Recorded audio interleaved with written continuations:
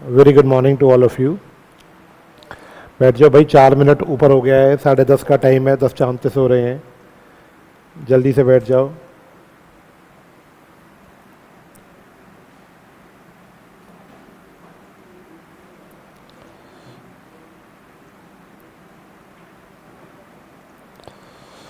हाँ जी class, very good morning online वाले बच्चों, आपको भी। कल की क्लास में हम लोगों ने पेज नंबर 3 कंप्लीट किया था, आज हम पेज नंबर 4 करेंगे। क्या चैप्टर आज खत्म करेंगे? बुक्स आपके पास आ गई हैं। कल वाले क्वेश्चंस कंप्लीट किस किस के नहीं है? दोनों क्वेश्चंस नहीं है कंप्लीट। किसके नहीं है यार, ईमानदारी से बता दो यार। 1 2 3, अच्छा जी। तुम्हारे कंप्लीट है बैग में? जो तुम्हारे कंप्लीट है इधर, चलो बाकी कर लेना यार कंप्लीट, बढ़ जाएंगे नंबर ऑफ क्वेश्चन। मैंने तो आज कल कितने दिए थे? 3 दिए थे, बोला 2 तो कर लेना। किसी ने 3 भी करे तो बहुत अच्छी बात है। वैसे वो 3rd क्वेश्चन आज का है, आज भी 2 क्वेश्चन दूंगा। 2 क्वेश्चन करने में बच्चा कितना टाइम लगा? 10 मिनट। मेरा एक क्वेश्चन है, जवाब देना। लर्न करा था पहले, उसके बेसिस पे लिखा, या किताब से देख के लिख लिया? याद किया समरी से पहले, उसके बाद लिखा। बाकी लोग पीछे। लर्न करके लिखना है, ऐसे लिखने का कोई फायदा नहीं है भाई। ऐसे तो सजेशन आंसर ले लो मेरे से, है ना? अच्छा, मैंने कल बोला था कि यार 2 पेज भी, 3 पेज हुए हैं अब तक, 3 पेज हुए ना। मैंने कहा था यार 3 पेज भी लर्न करने में आपको कितनी देर लगी? आपने कल लर्न किया था? कितने पेज लर्न किए कल?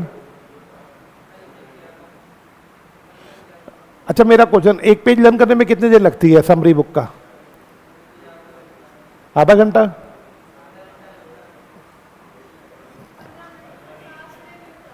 पंद्रह से 20 मिनट से आधा घंटा, ये मान लेते हैं। 15 से आधा, 15 मिनट से कम किसी को नहीं लगते होंगे। एक बात तुम्हें, एक ट्रिक और बता रहा हूं, अगर तुम्हें मैंने जो पेज पढ़ाया उसको उस दिन जाके करोगे ना, टाइम और कम लगेगा, क्योंकि क्लास में हमने उस पर बहुत देर बात कर ली होगी, तो वो माइंड में ना फ्रेश रहेगा। उसको घर जाके तुम करोगे तो जल्दी हो जाएगा, आधा घंटा नहीं लगेगा। एक और बात, अब तुम्हारे 3 पेज हो गए हैं, ठीक है? अब तुम्हारे को आज 1 पेज और कराऊंगा। मेक श्योर जब ये पेज लर्न करना है, उससे पहले पुराने 3 पेज रिवाइज करने हैं। रिवीजन मत छोड़ना आपने, ठीक है? अच्छा, ये बताओ, अब एक बात काम और करना, एक काम और करना। तुम समरी से लर्न कर रहे हो, मैं ये अज्यूम कर रहा हूं, तुम समरी से लर्न कर रहे हो। तुम्हें बुक अच्छे से रीड करनी है, बुक की थरो रीडिंग करनी है। अगर तुम्हें ऑडिट में एनीवेयर 60 प्लस चाहिए, 60 प्लस चाहिए, तो तुम्हें बुक को भी देखना पड़ेगा। तुम केवल समरी नहीं करोगे। एक्चुअली क्या होता है, बुक और समरी में डिफरेंस इतना है, बुक में ना चीजें खींच रखी हैं, समरी में उसको मैंने वो एक ही बात को 4-4 बार लिखा हुआ है। अब कई बार 5-5 नंबर के क्वेश्चन आती है, समरी में कंटेंट कम पड़ जाता है। मेरी बात समझे? तो इसीलिए तुम्हें मैं कह रहा हूं कि अब कल वो क्वेश्चन था कंपैरेटिव और हिस्टोरिकल में डिफरेंस, याद है? वो क्वेश्चन था कंपैरेटिव, 3rd क्वेश्चन था वो। उसमें ना क्वेश्चन में लिखा था differentiate between comparative financial information and historical. Summary में 3 पॉइंट्स है, 3 या 4 पॉइंट्स, लेकिन बुक में टेबल बना हुआ है प्रॉपर। तो मेरा सजेशन सबको, बुक को थरो रीड करना है। अगर लग रहा है कि बुक में कोई चीज और अच्छी लैंग्वेज में है, उसे बुक से लर्न करो। अगर 60, 70, 80s में चाहिए तो बुक तो भैया, कोई ऐसा है जिसको 80 प्लस चाहिए? मेरे बैच में आए हैं, पूजा नाम की बच्ची के आए थे 81, चैनल पे पड़ी भी है उनकी वीडियो। 2 बच्चों के और आए थे, सागर के, पिछले बैच में कौन था वो लड़का? पूजा थी, एक और था उधर, छोटा सा हाइट का था वो, उसके भी 81, ठीक है? ये दोनों बच्चे कौन से अटेम्प्ट के थे? एग्री? अब जनवरी के बाद अगला बैच, जनवरी 24 अटेम्प्ट के बाद अगला बैच जो मैंने लिया वो जनवरी 25 के लिए लिया, ठीक है? ये बैच शुरू हुआ जुलाई में, जुलाई 25 में, कॉलेज के एग्जाम्स के बाद। मजे की बात देखना, सॉरी ये गलती से मेरे को लग रहा है ना, ये क्या मैं कुछ कर, सॉरी जुलाई 24 है ना, ठीक है? ये जनवरी 24, ये जुलाई 24, जनवरी 25 का अटेम्प्ट था ना। अब जुलाई 24 में बच्चे आके बैठे, क्लास चल रही है, जिसमें किसी भी बच्चे के मैंने बताया ना 60 से ऊपर नहीं गए। उसमें एक बच्चा था जो मेरे पास आया, उसकी मम्मा कहती है, मेरे पास चैट पड़ा है, आप कहोगे मैं व्हाट्सएप पे चैट खोल के दिखा दूंगा। उसकी मम्मा मिलने आई, कहती है सर ये बच्चा है, इसने 2-3 अटेम्प्ट दे दिए, ऑडिट में पास नहीं हो रहा है, बाकी सब पेपरों में पास हो जाता है, ऑडिट में इसके 38, 37 से ऊपर नहीं आते, प्लीज आपका नाम सुना है, आप कराओ इसको। सर वो ऑडिट करने आया हुआ है, बाकी उसके पेपर सारे पास थे। अच्छा, मैंने उस बच्चे से पूछा, जुलाई में बैच शुरू हुआ, मैंने उस मैं किसके लिए पढ़ा रहा था, जनवरी 25 के लिए।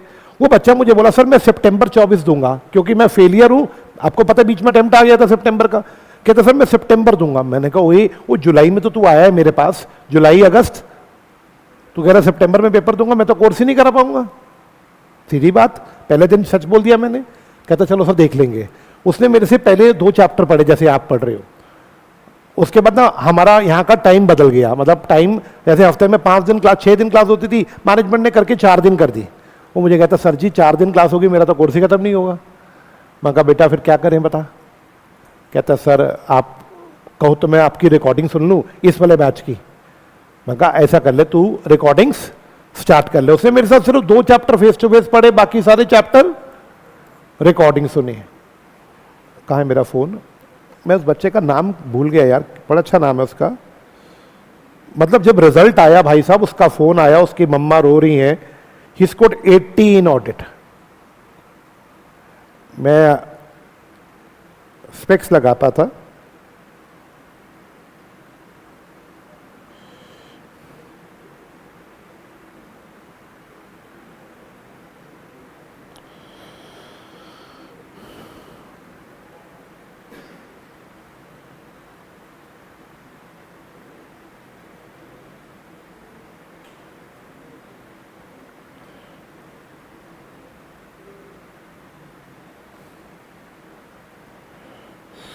सितंबर,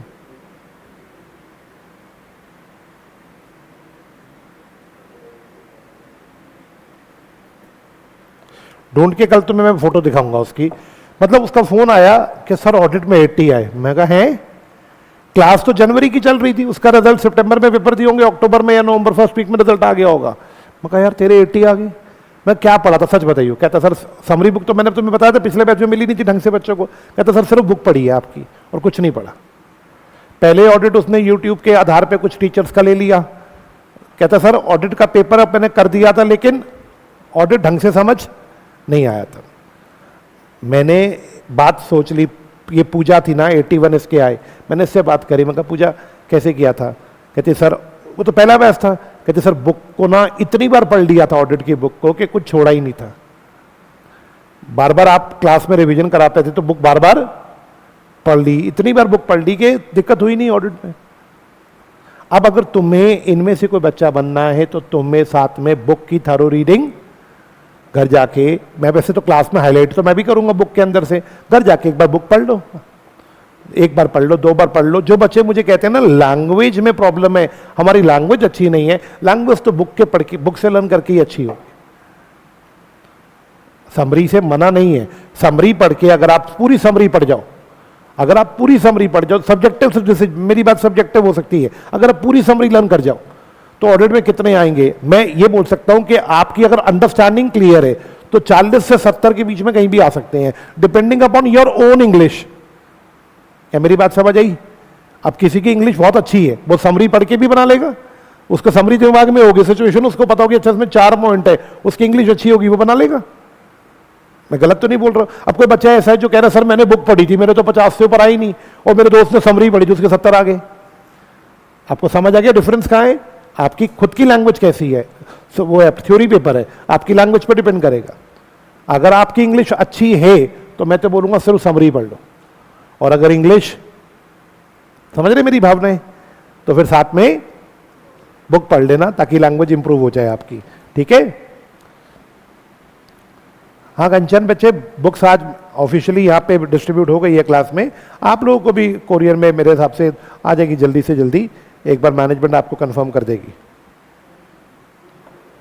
हाँ जी ठीक है, कोई बात नहीं। किसी का कोई और डाउट, कुछ पूछना है किसी को, शुरू करें क्लास को।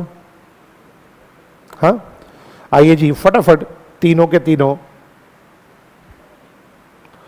पेजेस को रिवाइज करेंगे। Nature, scope and objective of audit. Audit एक इंडिपेंडेंट एग्जामिनेशन होता है किसका? किसी भी, चाहे वो प्रॉफिट ओरिएंटेड हो, उसका साइज चाहे छोटा हो, लीगली वो कुछ भी हो, पार्टनरशिप फर्म हो, ट्रस्ट हो, सोसाइटी हो, बैंक हो, कुछ भी हो, ऑडिट किया जाता है ताकि ऑडिटर अपना क्या दे सके? ओपिनियन। रिस्पॉन्सिबिलिटी बताओ, फाइनेंशियल स्टेटमेंट बनाना किसकी जिम्मेवारी है? ऑडिटर का काम तो उस पर क्या देना है? वो तो ये बताएगा कि कहीं फाइनेंशियल स्टेटमेंट किसी को मिसलीड तो नहीं कर रही। इसके लिए पहला सवाल देखेगा क्या कोई एंट्री छूट तो नहीं गई है, मतलब नहीं, सारे अकाउंट्स किसके बेसिस पे बने होने चाहिए? एंट्रीज के बेसिस पे। कोई एंट्री छूट तो नहीं गई है, अगला पॉइंट है, कोई एंट्री छूट तो नहीं गई? क्या अमाउंट्स ठीक से क्लासिफाई, डिस्क्राइब और अकाउंट्स क्या ट्रू और फेयर पिक्चर दे रही है? मैंने कहा था यहां 2 पॉइंट और आएंगे, याद है? मैंने बुक से पढ़ाए थे 2 पॉइंट। मैंने कहा था अब बुक्स आ जाएंगी ना आपके पास, चिट ले आना, चिट्स ले आना, कुछ चीजें मैं ऐड करा दिया करूंगा। बात क्लियर? यहां 2 पॉइंट्स ऐड करने हैं आपने बुक में से देख के। ऑडिट का ऑब्जेक्टिव ऐसे 200, हमारा काम है रीजनेबल अश्योरेंस लेना। अब देखो, एक बच्चा मेरे पास अभी आया, कहता मेरा आंसर पढ़ना। मैं उसके आंसर को मैंने पढ़ के बोला बेटा ठीक लिखा है। अब मैं अगर गलत नहीं हूं, आप थे, वो आप थे, है ना? आपने कुछ ऐसा लिखा था, the scope of audit is to give reasonable assurance, ये लाइन थी। टू गिव रीजनेबल अश्योरेंस या to obtain reasonable assurance? Reasonable assurance देना नहीं है, पहले ऑडिटर खुद तो सेटिस्फाई होगा ना। अगर ऑडिटर सेटिस्फाई हो गया तो वो बात अपनी रिपोर्ट में लिख के दे देगा।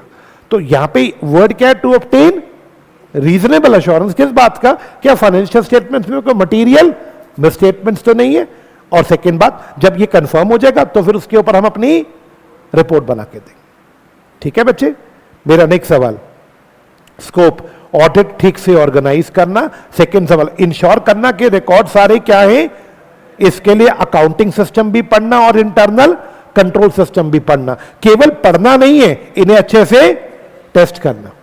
मेक श्योर के सारा डेटा ठीक से डिस्क्लोज हुआ है। उसके बाद मेक श्योर के सारी इवेंट्स, कहां गया? सारी इवेंट, सारे ट्रांजैक्शन, सारी जजमेंट ठीक से बुक्स में रिकॉर्ड हुई हैं। उसके बाद अश्योर करना कि मैनेजमेंट ने जो जजमेंट्स ली हैं वो जजमेंट्स क्या रीजनेबल है, ठीक से जजमेंट ली गई है। स्कोप में क्या नहीं आएगा? ऐसा कोई काम मत करना जो तुम्हारे कॉम्पिटेंस के डोमेन से बाहर हो। जैसे कि हमें क्या पता कि बिल्डिंग का सिविल स्ट्रक्चर कैसा है? हमें क्या पता कि डॉक्यूमेंट जेन्युइन है या फेक है? क्लियर? नेक्स्ट सवाल, ऑडिट एक इन्वेस्टिगेशन नहीं होती। इन्वेस्टिगेशन तो डेप्थ में जाके चेकिंग करना होता है। ऑडिटर को डेप्थ में चेकिंग थोड़ी ना करता है। क्या बात क्लियर है? मेरा नेक्स्ट सवाल ये देखो, interdisciplinary nature of audit. Audit का अकाउंट्स के साथ मेन साउंड रिलेशन चाहिए। हाँ, लॉ की भी नॉलेज चाहिए, हाँ ह्यूमन बिहेवियर की भी नॉलेज चाहिए, स्टैट्स की, एफएम की, एफएम तो यहाँ पे है, इकोनॉमिक्स की, और अकाउंट ईडीपी ऑडिटिंग की, कॉस्टिंग की भी नॉलेज चाहिए। इनहेरेंट लिमिटेशंस की बात करें, limitation number 1, nature of financial reporting. पहली प्रॉब्लम है, अकाउंट्स बनाते समय मैनेजमेंट बहुत सारी क्या लेती है, और जजमेंट्स में बहुत सारी डिग्री ऑफ क्या होती है बेटा? अनसर्टेनिटी। सेकेंड सवाल, हम इस प्रेमाइस पे ऑडिट करते हैं कि मैनेजमेंट ने इंटरनल कंट्रोल सिस्टम बनाया होगा, लेकिन कई बार क्या होता है, इंटरनल कंट्रोल सिस्टम होता तो है लेकिन वो भी ठीक से काम नहीं करता। ऑडिट प्रोसीजर का नेचर, ऑडिटर का काम एविडेंस इकट्ठा करना होता है, लेकिन बच्चे एविडेंस इकट्ठा करने में कई बार प्रैक्टिकल भी और कई बार लीगल भी लिमिटेशंस होती हैं। हो सकता है मैनेजमेंट उसको कंप्लीट इंफॉर्मेशन प्रोवाइड ना करे। हो सकता है कि मैनेजमेंट के लोग नंबर 1 के बेईमान हो, चीटर्स हो, उन्होंने इतने तरीके से फ्रॉड छुपाया हो, इतनी बढ़िया स्कीम बना रखी हो कि ऑडिटर फ्रॉड ढूंढ ही ना पड़े। लास्ट सवाल, हो सकता है कंपनी ने अपने रिलेटेड पार्टी के साथ कोई ट्रांजेक्शंस करे हो, ऑडिटर को ना बताए। Not in the nature of investigation, ये बात अभी पहले भी पढ़ी है, ऑडिट इन्वेस्टिगेशन नहीं होता साहब। क्या बात clear? Timeliness of financial reporting, इसका मतलब क्या था, हमें ऑडिट टाइम पे कंप्लीट करना है, हमारे पास टाइम ज्यादा नहीं है। क्या बात क्लियर? और फ्यूचर इवेंट्स, ऑडिटर फ्यूचर को थोड़ी ना देख सकता है, वो तो हिस्टोरिकल डेटा पे कमेंट करता है, वो फ्यूचर को तो देख ही नहीं सकता। एंगेजमेंट, एंगेजमेंट का मतलब किसी काम के लिए तुम्हें हायर किया गया।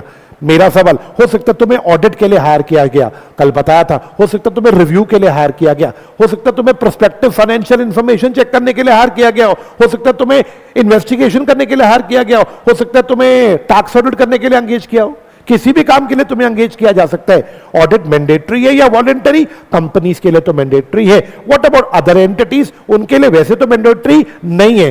हाँ, टैक्स लॉस कहेंगे तो मैंडेटरी हो जाएगा। मैंने याद करो बताई थी बात, स्कूल्स वगैरह को अगर ग्रांट चाहिए हो फिर ऑडिट करवाना पड़ेगा। आगे बोलता है वैसे ऑडिट मैंडेटरी नहीं है, लेकिन कई लोग बेनिफिट्स के चक्कर में क्या करवाते हैं? ऑडिट करवाते हैं। नेक्स्ट सवाल, ऑडिट के बेनिफिट्स। ऑडिटेड अमाउंट क्या प्रोवाइड करते हैं? High quality information. इससे किसका इंटरेस्ट सेफगार्ड होता है? शेयर होल्डर का। एम्प्लॉइज की मोरल चेकिंग हो जाती है कि वो फ्रॉड कर रहे हैं या नहीं कर रहे। गवर्नमेंट अथॉरिटीज को टैक्स लायबिलिटी कैलकुलेट करने में हेल्प हो जाती है। बैंक्स, लेंडर्स, क्रेडिट एजेंसीज को लोन देने से पहले अकाउंट्स देख के पता लग जाता है कि लोन देना चाहिए या फ्रॉड एरर ऑडिटर ढूंढ के बता लेता है। ऑडिटर कंपनी का इंटरनल कंट्रोल वेरीफाई करता है, बताता है कि इसमें कोई कमी है या नहीं है। सर आपने तो समरी के भी शॉर्ट नोट्स बना दिए। पॉइंट तो मेन तो यार, कीवर्ड तो वही है ना। आपकी इंग्लिश थोड़ी अलग हो सकती है लेकिन कीवर्ड तो ये होने चाहिए। ऑडिटर को अपॉइंट कौन करता है? ऑडिटर को अपॉइंट कौन करता है दोस्तों?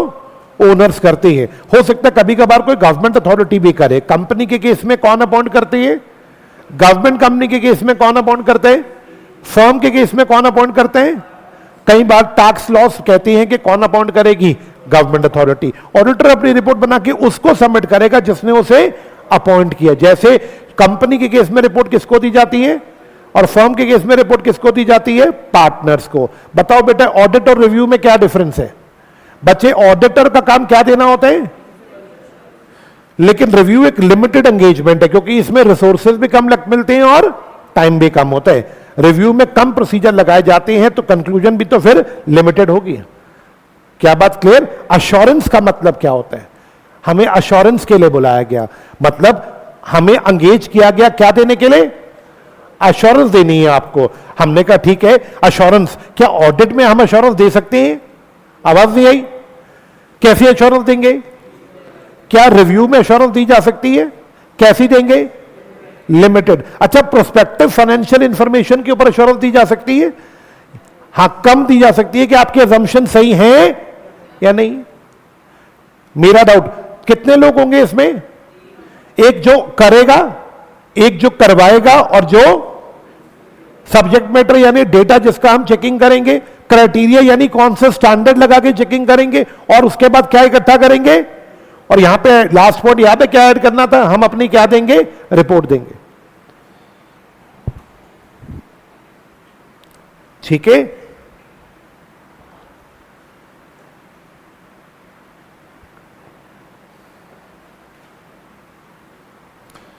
लास्ट वाले भाई साहब लास्ट क्लास में नहीं आए थे? फर्स्ट क्लास है? फर्स्ट क्लास है क्या आज? किसी की फर्स्ट क्लास है क्या आज? ठीक है, कल नहीं आए थे आप। अच्छा जी, मेरा doubt, types of assurance engagement. Assurance engagement के कितने टाइप्स है? अगर रीजनेबल अश्योरेंस एंगेजमेंट की बात करें तो ये कौन सी एंगेजमेंट है? ऑडिट। अच्छा, लिमिटेड अश्योरेंस एंगेजमेंट में हम किसका एग्जांपल ले सकते हैं? रिव्यू का। अदर अश्योरेंस भी हो सकती है। अदर अश्योरेंस जैसे हमें बोला जा रहा है कि क्या चेक करो, हमें बोला जा रहा है may relate to prospective financial information and not to historical. के लिए अदर अश्योरेंस वर्ड यूज नहीं करना, उसके लिए ये दो वर्ड यूज करने हैं, रीजनेबल और। देखो, जो हिस्टोरिकल फाइनेंशियल इंफॉर्मेशन होती है उसका ऑडिट भी हो सकता है और रिव्यू भी हो सकता है, लेकिन जो प्रोस्पेक्टिव फाइनेंशियल इंफॉर्मेशन होती है उसका ना ऑडिट हो सकता है ना उसमें हम सिर्फ नॉर्मल अश्योरेंस दे सकते हैं कि आपकी अजम्पशन ठीक है या नहीं। हो सकता है हमें अश्योरेंस देने के लिए बुलाया जाए इंटरनल कंट्रोल्स पे, हमें बुलाया गया, बोला गया ऑडिटर साहब आप सिर्फ हमारे इंटरनल कंट्रोल्स चेक करके बता दो कैसे है। अगर सिर्फ इंटरनल कंट्रोल चेक करने के लिए बुलाया जाए, इसको भी कौन सी हेडिंग में डालना है आपने? अदर अश्योरेंस में। आगे बढ़ते हैं, हिस्टोरिकल फाइनेंशियल इंफॉर्मेशन कौन सा डेटा होता है बेटा बताओ? वो इवेंट्स, वो कंडीशन, वो सर्कमस्टांसेस जो पास्ट में आकर हो गए। और प्रोस्पेक्टिव फाइनेंशियल इंफॉर्मेशन में वो इवेंट्स आते हैं, वो एक्शंस होते हैं जो अभी है या फ्यूचर में होंगे। Historical financial information is rooted in past events, लेकिन प्रोस्पेक्टिव फाइनेंशियल इंफॉर्मेशन किस पे डिपेंड करती है? प्रोस्पेक्टिव फाइनेंशियल इंफॉर्मेशन में जो प्रैक्टिशनर होता है वो एविडेंस इकट्ठे करता है ये देखने के लिए कि मैनेजमेंट की अजम्पशन रीजनेबल है या केवल क्या चेक होती है मैनेजमेंट की, इसका ना ऑडिट होता है ना इसका, केवल हम नॉर्मल क्या देते हैं इस पे? एश्योरेंस। मेरा हम जब भी प्रोस्पेक्टिव चेक करेंगे तो हम एविडेंस लेंगे, बट वो एविडेंस कौन से होंगे? Future oriented. लास्ट सवाल, तो मेरा doubt, auditor is not in a position to express an opinion कि क्या फाइनेंशियल इंफॉर्मेशन प्रोस्पेक्टिव वाली सही है। मेरा डाउट, ऑडिटर प्रोस्पेक्टिव इंफॉर्मेशन के ऊपर सिर्फ अजम्पशंस पे कमेंट कर सकता है और किसी चीज पे कमेंट, मान लो कंपनी कहते 200 करोड़ की सेल होगी, वो ये थोड़ी ना बता सकता है कि 200 करोड़ सही है या गलत है। वो ये कह सकता है जिस अजम्पशन पे 200 करोड़ आपने लिखा है वो अजम्पशन मेरे को रीजनेबल लग रही है। He will not comment on figures, he will comment on assumption, क्योंकि फिगर्स चेक करने के लिए तो उसके पास कोई बिल या एविडेंस है ही नहीं। ऑडिटर की क्वालिटीज, उसमें ये सारी क्वालिटीज होनी चाहिए, उसे अपने क्या वर्ड बोलूंगा, अपने यार जो तुम कोर्स कर रहे हो अपने प्रोफेशन की हाइट को बढ़ाना है। नेक्स्ट सवाल, वो एक गुड ह्यूमन बीइंग होना चाहिए। हाँ जी साहब, अब आप पूछिए क्या बोल रहे, अब आपकी बारी।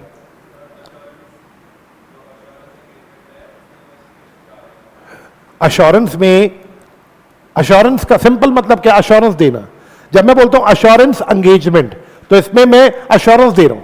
मुझे बोला जाएगा प्रोस्पेक्टिव फाइनेंशियल इंफॉर्मेशन पे, तो मैं दे दूंगा, इंटरनल कंट्रोल पे तो मैं दे दूंगा, मुझे कहा इन्वेस्टिगेशन करो डेप्थ में जाके, मैं उस पर भी एश्योरेंस दूंगा। लेकिन डिपेंड देखो अब क्या है, इन दोनों, ये फ्यूचर है, इस पे तो मैं बहुत नॉर्मल एश्योरेंस दूंगा, इंटरनल कंट्रोल पे भी मैं नॉर्मल तरीके की एश्योरेंस दूंगा, बट इस पे मैं 100% यानी एब्सोल्यूट एश्योरेंस दूंगा।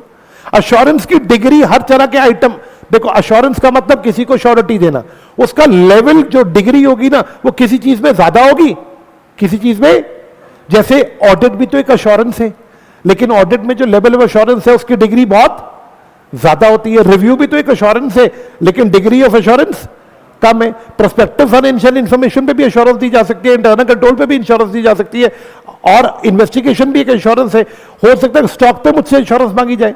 एश्योरेंस का डिग्री कितना होगा वो डिपेंड करेगा मेरे टाइम और रिसोर्सेस पे। क्या बात क्लियर? हाँ जी, आप किसी का डाउट अगला? हाँ जी,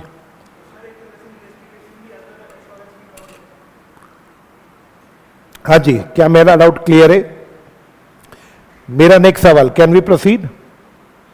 आज की क्लास को आगे बढ़ाने से पहले कोई डाउट किसी का? यस।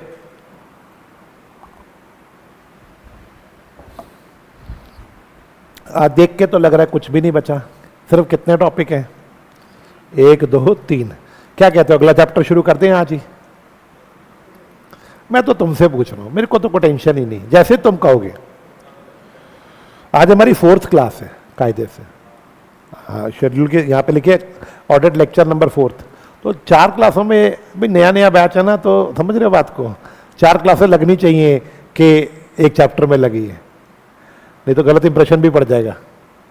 भगा रहे हैं भाई, भगा रहे हैं यार। कल मैं सुन रहा था, थोड़ी देर में बैठा था क्लास में, एक बच्चे का फाउंडेशन का पेपर चेक कर रहा था। वो पेपर बच्चा बेचारा फेल हो गया, पेपर लेके आया हुआ था, कहते सर चेक करके बताओ मेरी गलती क्या है। एसएम की क्लास चल रही थी, मैंने सुना एसएम में सिर्फ 5 चैप्टर्स है, सिलेबस तो बहुत छोटा है उसका। फिर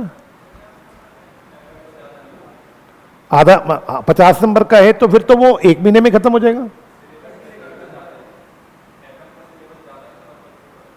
एफएम ज्यादा है, एसएम तो थोड़ा सही है। मेरा क्वेश्चन है, अभी एफएम की क्लास तो नहीं चल रही, वो तो रिकॉर्डेड मिली है आपको, तो एसएम और ऑडिट चल रहा है। मेरा क्वेश्चन ये है कि एसएम तो ऑडिट से आधा है या आधे से भी कम है? तो अगर ऑडिट को 2 महीने लग रहे हैं तो एसएम तो 1 महीने में खत्म हो जाएगा। क्या कहते हो? एसएम खत्म हो गया, फिर सिर्फ ऑडिट की क्लास रह जाएगी, फिर 3 घंटे की क्लास कर देंगे। कह रहे सर रहने दो। हाँ, घर बैठ के एफएम पढ़ोगे? अभी एफएम शुरू नहीं किया, अभी जीएसटी पढ़ रहे हो? अच्छा, प्लानिंग से चल रहे हो तो भी कॉस्टिंग चल रहा है, कॉस्टिंग के बाद एफएम चलेगा। नहीं, मैं तो 2 घंटे ही पढ़ाऊंगा भाई, मेरा 2 घंटे में आउटपुट आ जाता है, मुझे क्या लेने पंगे 3 घंटे के, है ना मेरा सवाल है। चलो जी, अब आज की क्लास को शुरू करती है। बच्चे ध्यान से सुनना,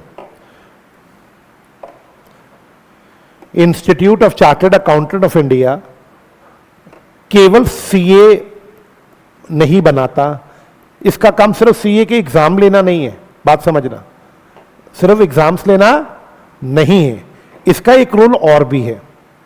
ये देखो कितनी बड़ी बात बोल रहा हूं मैं यार आपको। सीए इंस्टीट्यूट आपको लगता है सिर्फ हमारे एग्जाम लेता है, हमारे रिजल्ट देता है, इसके अलावा इसका एक रोल और भी है। इसका काम है स्टैंडर्ड्स बनाना। इसको सेंट्रल गवर्नमेंट ने अथॉरिटी दे रखी है कि अकाउंट्स के ऊपर और कॉमन फास्ट ऑडिट के ऊपर जो भी स्टैंडर्ड बनाना है आप बनाओगे। इंस्टीट्यूट को कितनी बड़ी जिम्मेवारी दी गई कि आप क्या करोगे, स्टैंडर्ड्स बनाओगे। अकाउंटिंग स्टैंडर्ड्स जो भी बनाने सीए इंस्टीट्यूट ने बनाने हैं, ऑडिटिंग स्टैंडर्ड जो भी बनाने सीए इंस्टीट्यूट ने बनाना है। अब आगे बढ़ते हैं। अकाउंट, इसके लिए इंस्टीट्यूट ने क्या किया, अपने यहां पे एक्सपर्ट्स की कमेटी बना दी, बोर्ड बना दिया जिसे आप बोल सकते हो। मेरा डाउट, इंस्टीट्यूट ने अकाउंटिंग प्रैक्टिस कमेटी बना दी, अकाउंटिंग स्टैंडर्ड बोर्ड बना दिया। मैं कमेटी को हटा देता, बोर्ड दिखाता हूं, अकाउंटिंग स्टैंडर्ड बोर्ड। इसका काम था, इसमें कौन बैठेंगे आके, बहुत सारे चार्टर्ड अकाउंटेंट्स जो अकाउंट्स में एक्सपर्ट्स हैं, उनका काम है सलाह मशवरा करके अकाउंटिंग स्टैंडर्ड बनाना। क्या बात क्लियर? उनका काम है आपस में सलाह मशवरा करके ड्राफ्ट तैयार करना, किसका, अकाउंटिंग स्टैंडर्ड का। और उसके बाद ड्राफ्ट बना के, मैंने अकाउंटिंग स्टैंडर्ड की भाषा चल रही है, ड्राफ्ट बना के वेबसाइट पर डाल देना अपनी, लोगों के लिए कि लोगों नया अकाउंटिंग स्टैंडर्ड बनाया है, सब लोग देख लो। अब आपको तो पता है इस कमेटी में 10 या 12 चार्टर्ड अकाउंटेंट्स होंगे, लेकिन एक्चुअल में तो 2 लाख से ऊपर चार्टर्ड अकाउंटेंट्स हैं। तो जो ड्राफ्ट बना होगा वो ड्राफ्ट वेबसाइट पर डाल दिया जाएगा, ताकि जितने भी चार्टर्ड अकाउंटेंट्स हैं, जितने भी स्टूडेंट्स हैं, जितने भी अदर लोग हैं, वो भी देख लें कि क्या नया अकाउंटिंग स्टैंडर्ड आने वाला है। उसमें बोला जाता है किसी को अगर अपना फीडबैक देना है स्टैंडर्ड पे, क्योंकि अभी ये ड्राफ्ट फॉर्म में है, अभी ये फाइनल, किसी को कुछ सजेशन देनी है तो वो बताए। लोगों की सजेशन सुनने के बाद अगर ड्राफ्ट को चेंज करना होता, थोड़ा सा चेंज करना है, तो रीड्राफ्ट करके कॉमन फास्ट, थोड़ा बहुत अगर चेंज करने की जरूरत पड़ी लोगों की सजेशन पे, तो रीड्राफ्ट करके कॉमन फास्ट वो किसको दे देना, सेंट्रल गवर्नमेंट को। किसको भेज देना, सेंट्रल गवर्नमेंट ने कहना ठीक है भाई, अगर तुम्हें प्रॉब्लम नहीं है तो हम नोटिफाई कर देते हैं। नोटिफाई मतलब एप्लीकेबल कर देते हैं। सेंट्रल गवर्नमेंट गजट में डाल देगी, ऑफिशियल गजट में, कि आज से ये अकाउंटिंग स्टैंडर्ड एक्चुअल में इंप्लीमेंट हो गया।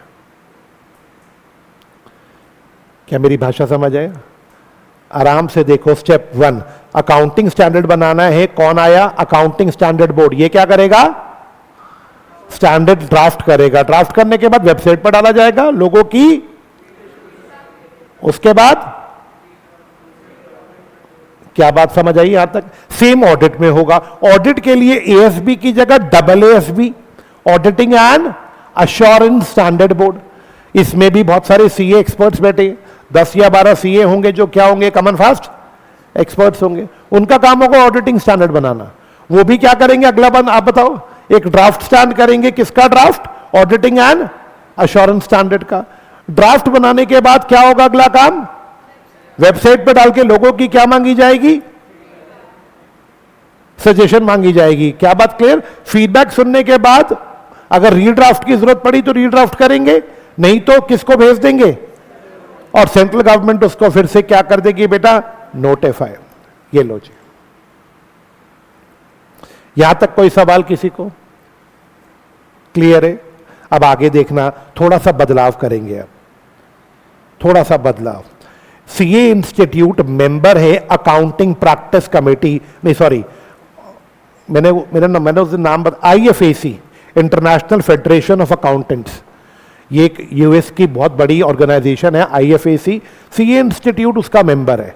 सिर्फ सीए इंस्टीट्यूट नहीं, हर कंट्री का जो सीए इंस्टीट्यूट होगा वो उसका मेंबर है। IFAC भी कॉमन फास्ट, इसका काम है स्टैंडर्ड्स बनाना। अगेन IFAC भी 2 तरह के स्टैंडर्ड बनाती है, अकाउंटिंग स्टैंडर्ड और ऑडिटिंग स्टैंडर्ड। क्या बात क्लियर? अब IFAC का मेंबर कौन है? CA institute. तो आईएफएसी की जब भी मीटिंग होती है सीए इंस्टीट्यूट के लोग जाते हैं, यूएसए 2-4 लोग जाते हैं, मीटिंग सुन के आते हैं। आईएफएसी ने क्या किया, 2008 में यूएसए में बहुत बड़े बड़े स्कैम हुए। एनरॉन स्कैंडल हुआ था, मैंने बुक में लिखा भी, आप पढ़ना, बुक के स्टार्टिंग पेजेस पे आप देखना, मैंने सारे स्कैंडल्स बता रखे वर्ल्ड में क्या क्या स्कैंडल्स हुए, ऑडिटिंग स्कैंडल हुए 2008-9 में। तो ये जो आईएफएसी थी, इसको बड़ा बुरा लगा कि यूएसए में बड़ी बड़ी कंपनियां फ्रॉड कर रही हैं, हमें स्टैंडर्ड्स को चेंज करना चाहिए। इन्होंने क्या किया, न्यू स्टैंडर्ड्स लिखे और थोड़े स्ट्रिक्ट कर दिए स्टैंडर्ड्स, थोड़े से स्ट्रिक्ट कर दिए स्टैंडर्ड्स। और अकाउंटिंग स्टैंडर्ड्स जो नए बनाए उनका नाम रखा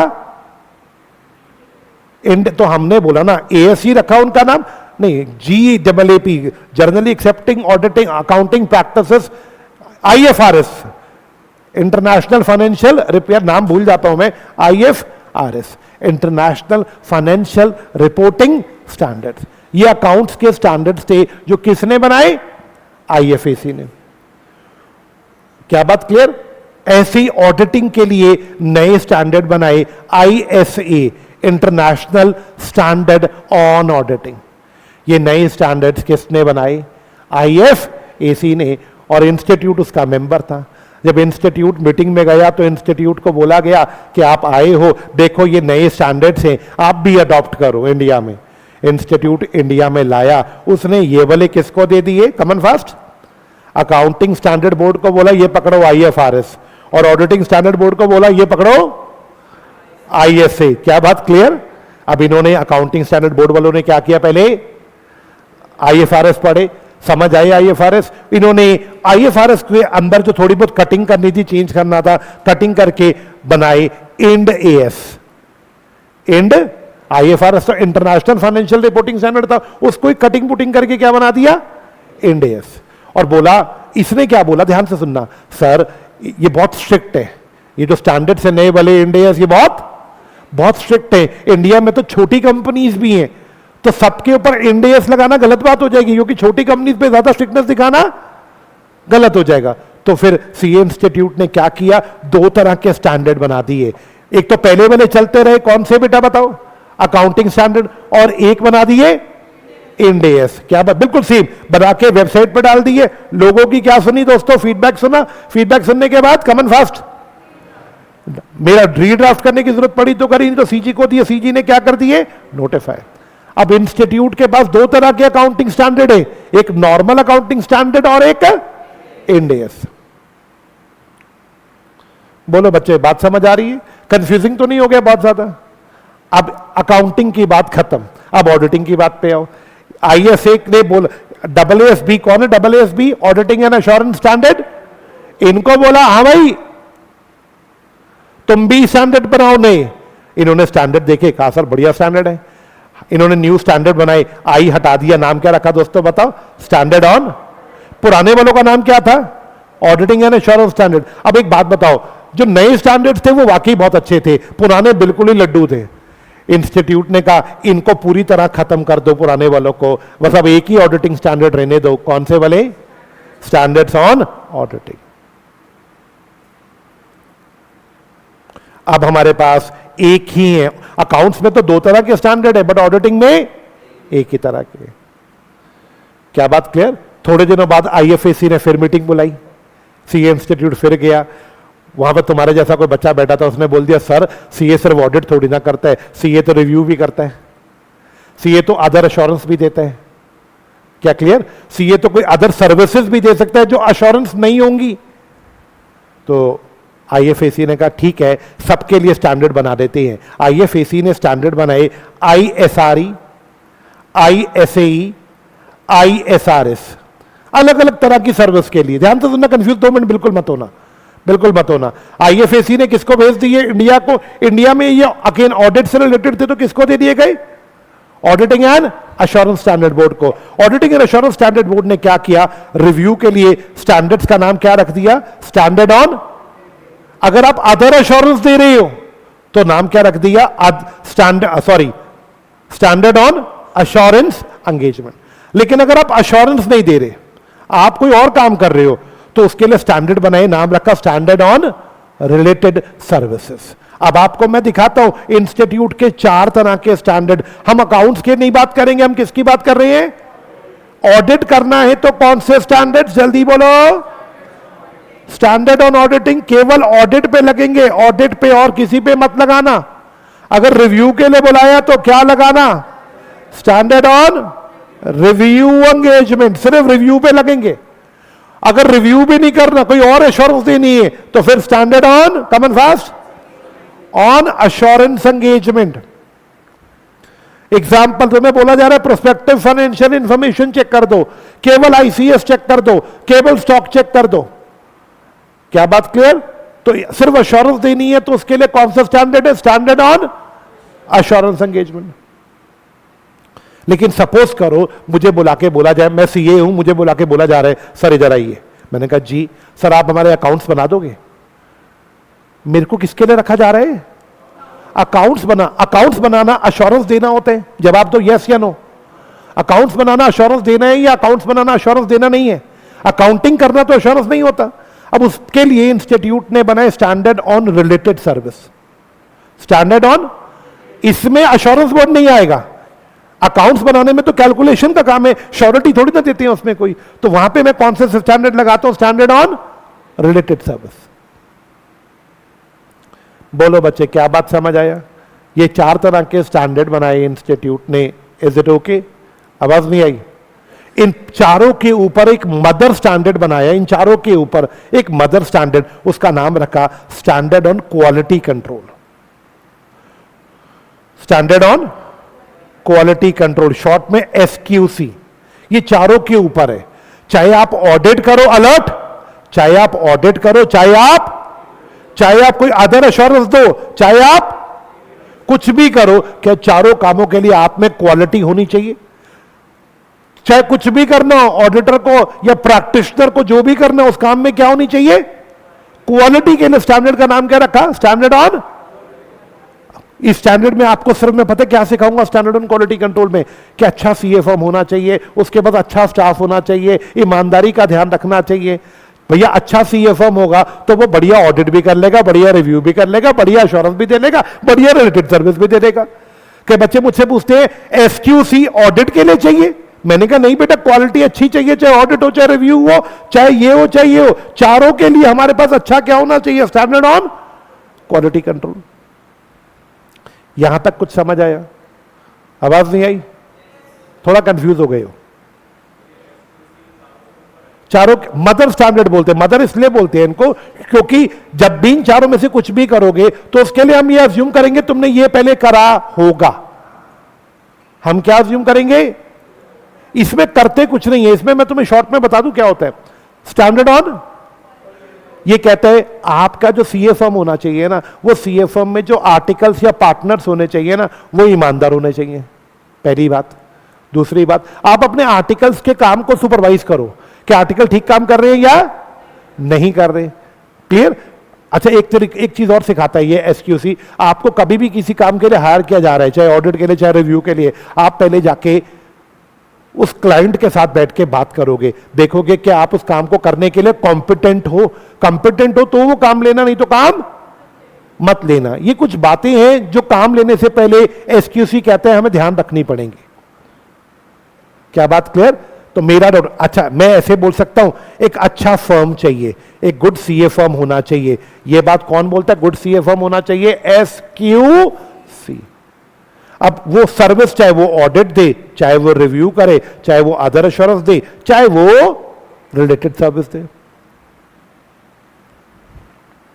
क्या मेरी बात क्लियर है? यहां तक में कोई सवाल नहीं है तो मेरी एक छोटी सी बात का जवाब देना। मेरी अगली बात, ये स्टैंडर्ड्स के टाइप समझ आ गए। एक बार वापस आना ऊपर वाली स्लाइड पे। यहां तक में कोई प्रॉब्लम? स्टैंडर्ड कैसे बनती है? हाँ, अगर मैं इन सबको हटा दूं, अब चाहे अकाउंटिंग स्टैंडर्ड हो चाहे ऑडिटिंग स्टैंडर्ड हो, एक ही तरीका है। अकाउंट्स वाला कौन बनाएगा? Accounting standard board. ऑडिट वाला कौन बनाएगा? Auditing and assurance standard board. ये लोग बनाएंगे, बनाने के बाद शॉर्ट में ड्राफ्ट करेंगे। पहले ड्राफ्ट अकाउंटिंग स्टैंडर्ड ड्राफ्ट होगा, इधर क्या ड्राफ्ट होगा? स्टैंडर्ड ऑन ऑडिटिंग या स्टैंडर्ड ऑन रिव्यू एंगेजमेंट या स्टैंडर्ड ऑन assurance engagement या स्टैंडर्ड ऑन क्वालिटी कंट्रोल। ये लोग ड्राफ्ट करेंगे, लोगों का क्या सुनेंगे? फीडबैक सुनने के बाद कुछ चेंजेस करना होगा तो करेंगे, उसके बाद कमन फास्ट सीजी को बता देंगे और सीजी क्या करेगी? सीजी कहेगी ठीक है जी हम नोटिफाई कर रहे हैं। यहां तक तो सबको समझ आ गया था। अब हुआ क्या, 2000 इंडिया में भी सत्यम का स्कैम हुआ। किसने किया सत्यम में स्कैम? सीए फर्म कौन था? पीडब्ल्यूसी, है ना। इंडिया में जब पीडब्ल्यूसी का ने स्कैम किया, मेरा डाउट, उसके अलावा और भी बहुत सारे सीए लोग क्या करते हैं बेटा बताओ? फ्रॉड्स करते हैं, स्कैम करते हैं। पता नहीं गवर्नमेंट को ऐसा फील हुआ कि आईसीएआई सीए को ढंग से रेगुलेट नहीं कर पा रहा, उनके स्टैंडर्ड्स में भी कमी है। किसको ऐसा लगा? सेंट्रल गवर्नमेंट को लगा सीए इंस्टीट्यूट दोनों कामों में फेल हो रहा है, ना वो ढंग से सीए को रेगुलेट कर पा रहा है, ना वो बढ़िया क्या बना पा रहा है? कमन फास्ट स्टैंडर्ड बना पा रहा है। एक्चुअली क्या है, स्टैंडर्ड इंटरनेशनली तो बढ़िया है, जब वो इंडिया में आता है ये लोग कटिंग कुटिंग कर देते हैं थोड़ी सी। गवर्नमेंट को ये फील हुआ कि कटिंग शायद किसी इंडिया के फर्म्स को बेनिफिट देने के लिए तो नहीं किया जा रहा। गवर्नमेंट को ना किस पे शक हो गया? आईसीएआई पे। गवर्नमेंट बोली 2015 या 16 की बात है, गवर्नमेंट बोली हम एक नई अथॉरिटी बनाते हैं, आईईपीएफ अथॉरिटी। नाम सुना हो कि नहीं? आईईपीएफ नहीं, वो तो आईईपीएफ होगी एनएफआरए। एनएफआरए आईईपीएफ अथॉरिटी जो डिविडेंड की होती है ना, NFRA national financial reporting authority. इसमें आईएएस लोगों को लिया गया, जजेस को लिया गया, कुछ अच्छे सीए को भी लिया गया, गुड सीएस को, और एक अथॉरिटी बना दी। और अब दो काम, पहला काम स्टैंडर्ड की बात करती है। अब जो स्टैंडर्ड बनेगा वो ड्राफ्ट कर लो, ड्राफ्ट करने के बाद लोगों का फीडबैक सुनने के बाद सीजी के पास पहले नहीं भेजना, पहले नफरा के पास भेजो। पहले किसके पास भेजो? नफरा के पास। नफरा को लगेगा गलत है, कुछ कमी है, नफरा वापस भेज देगी। नफरा को रिजेक्शन का क्या दिया गया? राइट।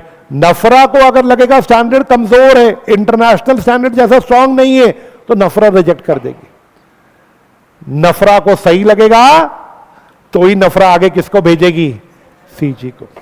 आप बताओ नफरा के आने के बाद और पहले कितना फर्क था? पहले सीए इंस्टीट्यूट स्टैंडर्ड बनाता था, सीजी कहती थी डन, नोटिफाई कर दो।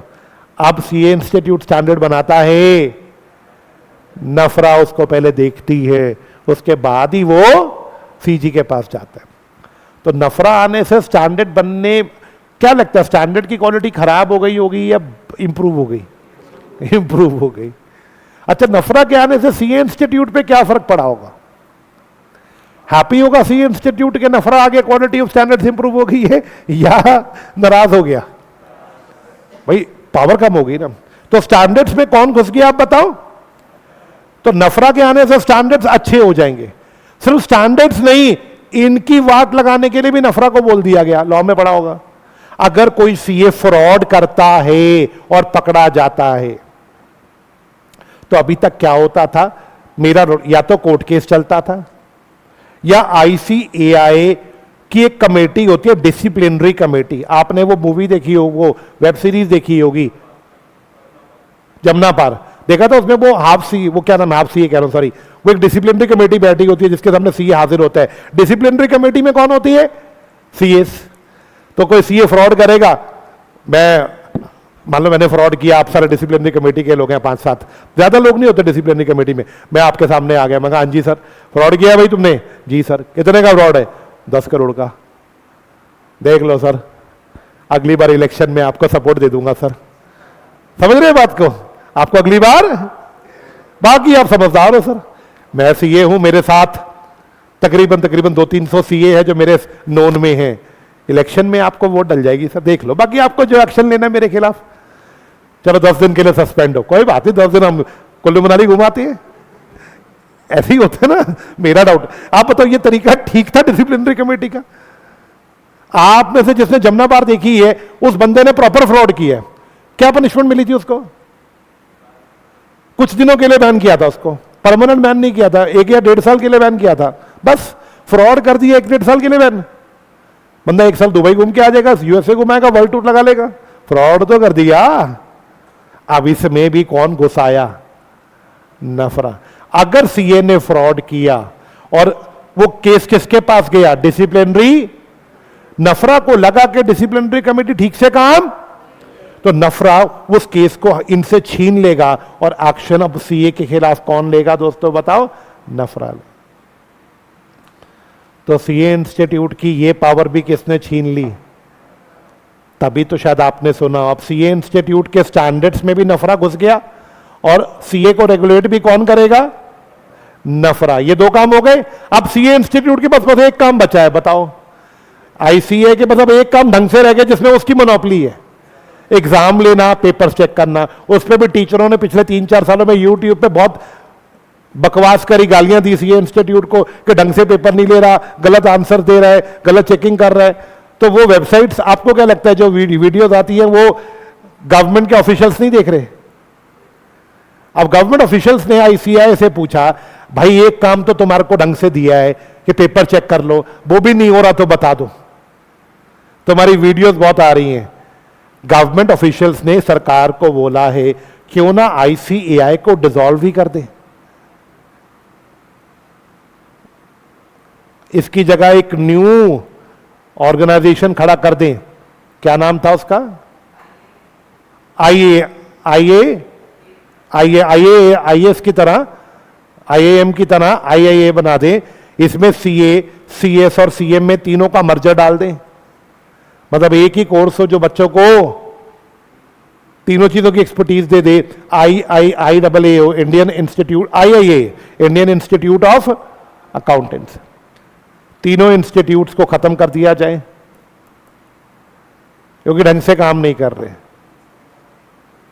अब ये हो सकता है अगले कुछ सालों में यही तो काम बचा है, ये भी हो सकता है। अब बताओ किसी का कोई डाउट रह गया हो? आपको पूरी स्टोरी समझ आ गई? किसी के मन में कोई डाउट? नहीं, मुझे भी लगता है कि सीए इंस्टीट्यूट पेपर चेक करने में लापरवाही करता है, मुझे भी फील होता है।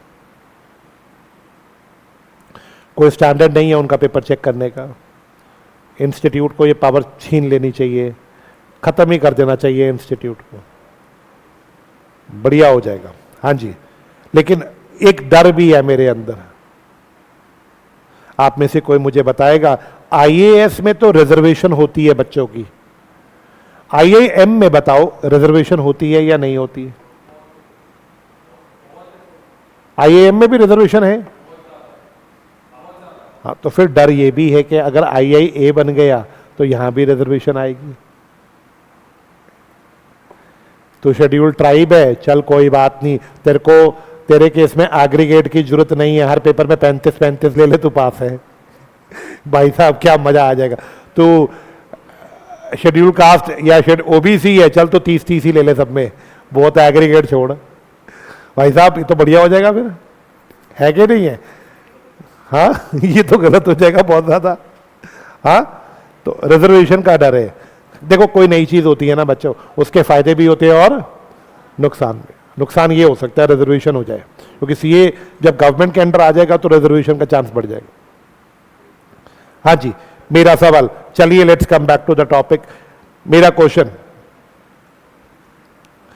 मेरा सवाल, हमारा आज का पेज अब शुरू करते हैं। सर अभी तक आपने पढ़ाया नहीं बेटा, मैंने ये पूरा पर्पल वाला बॉक्स पढ़ा, समझा दिया है तुम्हें, मैं पढ़ूंगा, खत्म हो गया बॉक्स। क्या बात क्लियर? मैं बातें नहीं कर रहा था। अब ध्यान से सुनना, इन पांचों कौन बेटा? SA standard on, SRE, SAE, SRS standard on related service, और इन चारों के ऊपर कौन है स्टैंडर्ड ऑन? इन पांचों को अगर एक नाम से बुलाना हो ना, इन्हें बोलते हैं engagement standards. Engagement standards,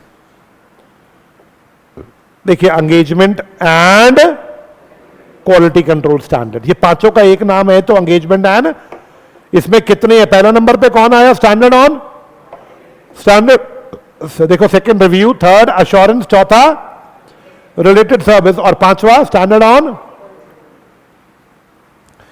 1 minute का ब्रेक लेंगे, 1 मिनट का हॉल्ट है, फिर मैं आपको यह पढ़वाता हूं। 1 मिनट।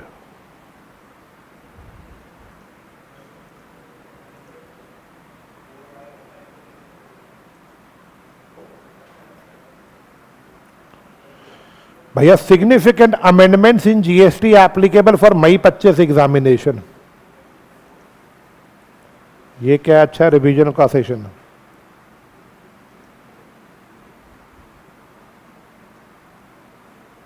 अबे भाई छोड़ दे यार।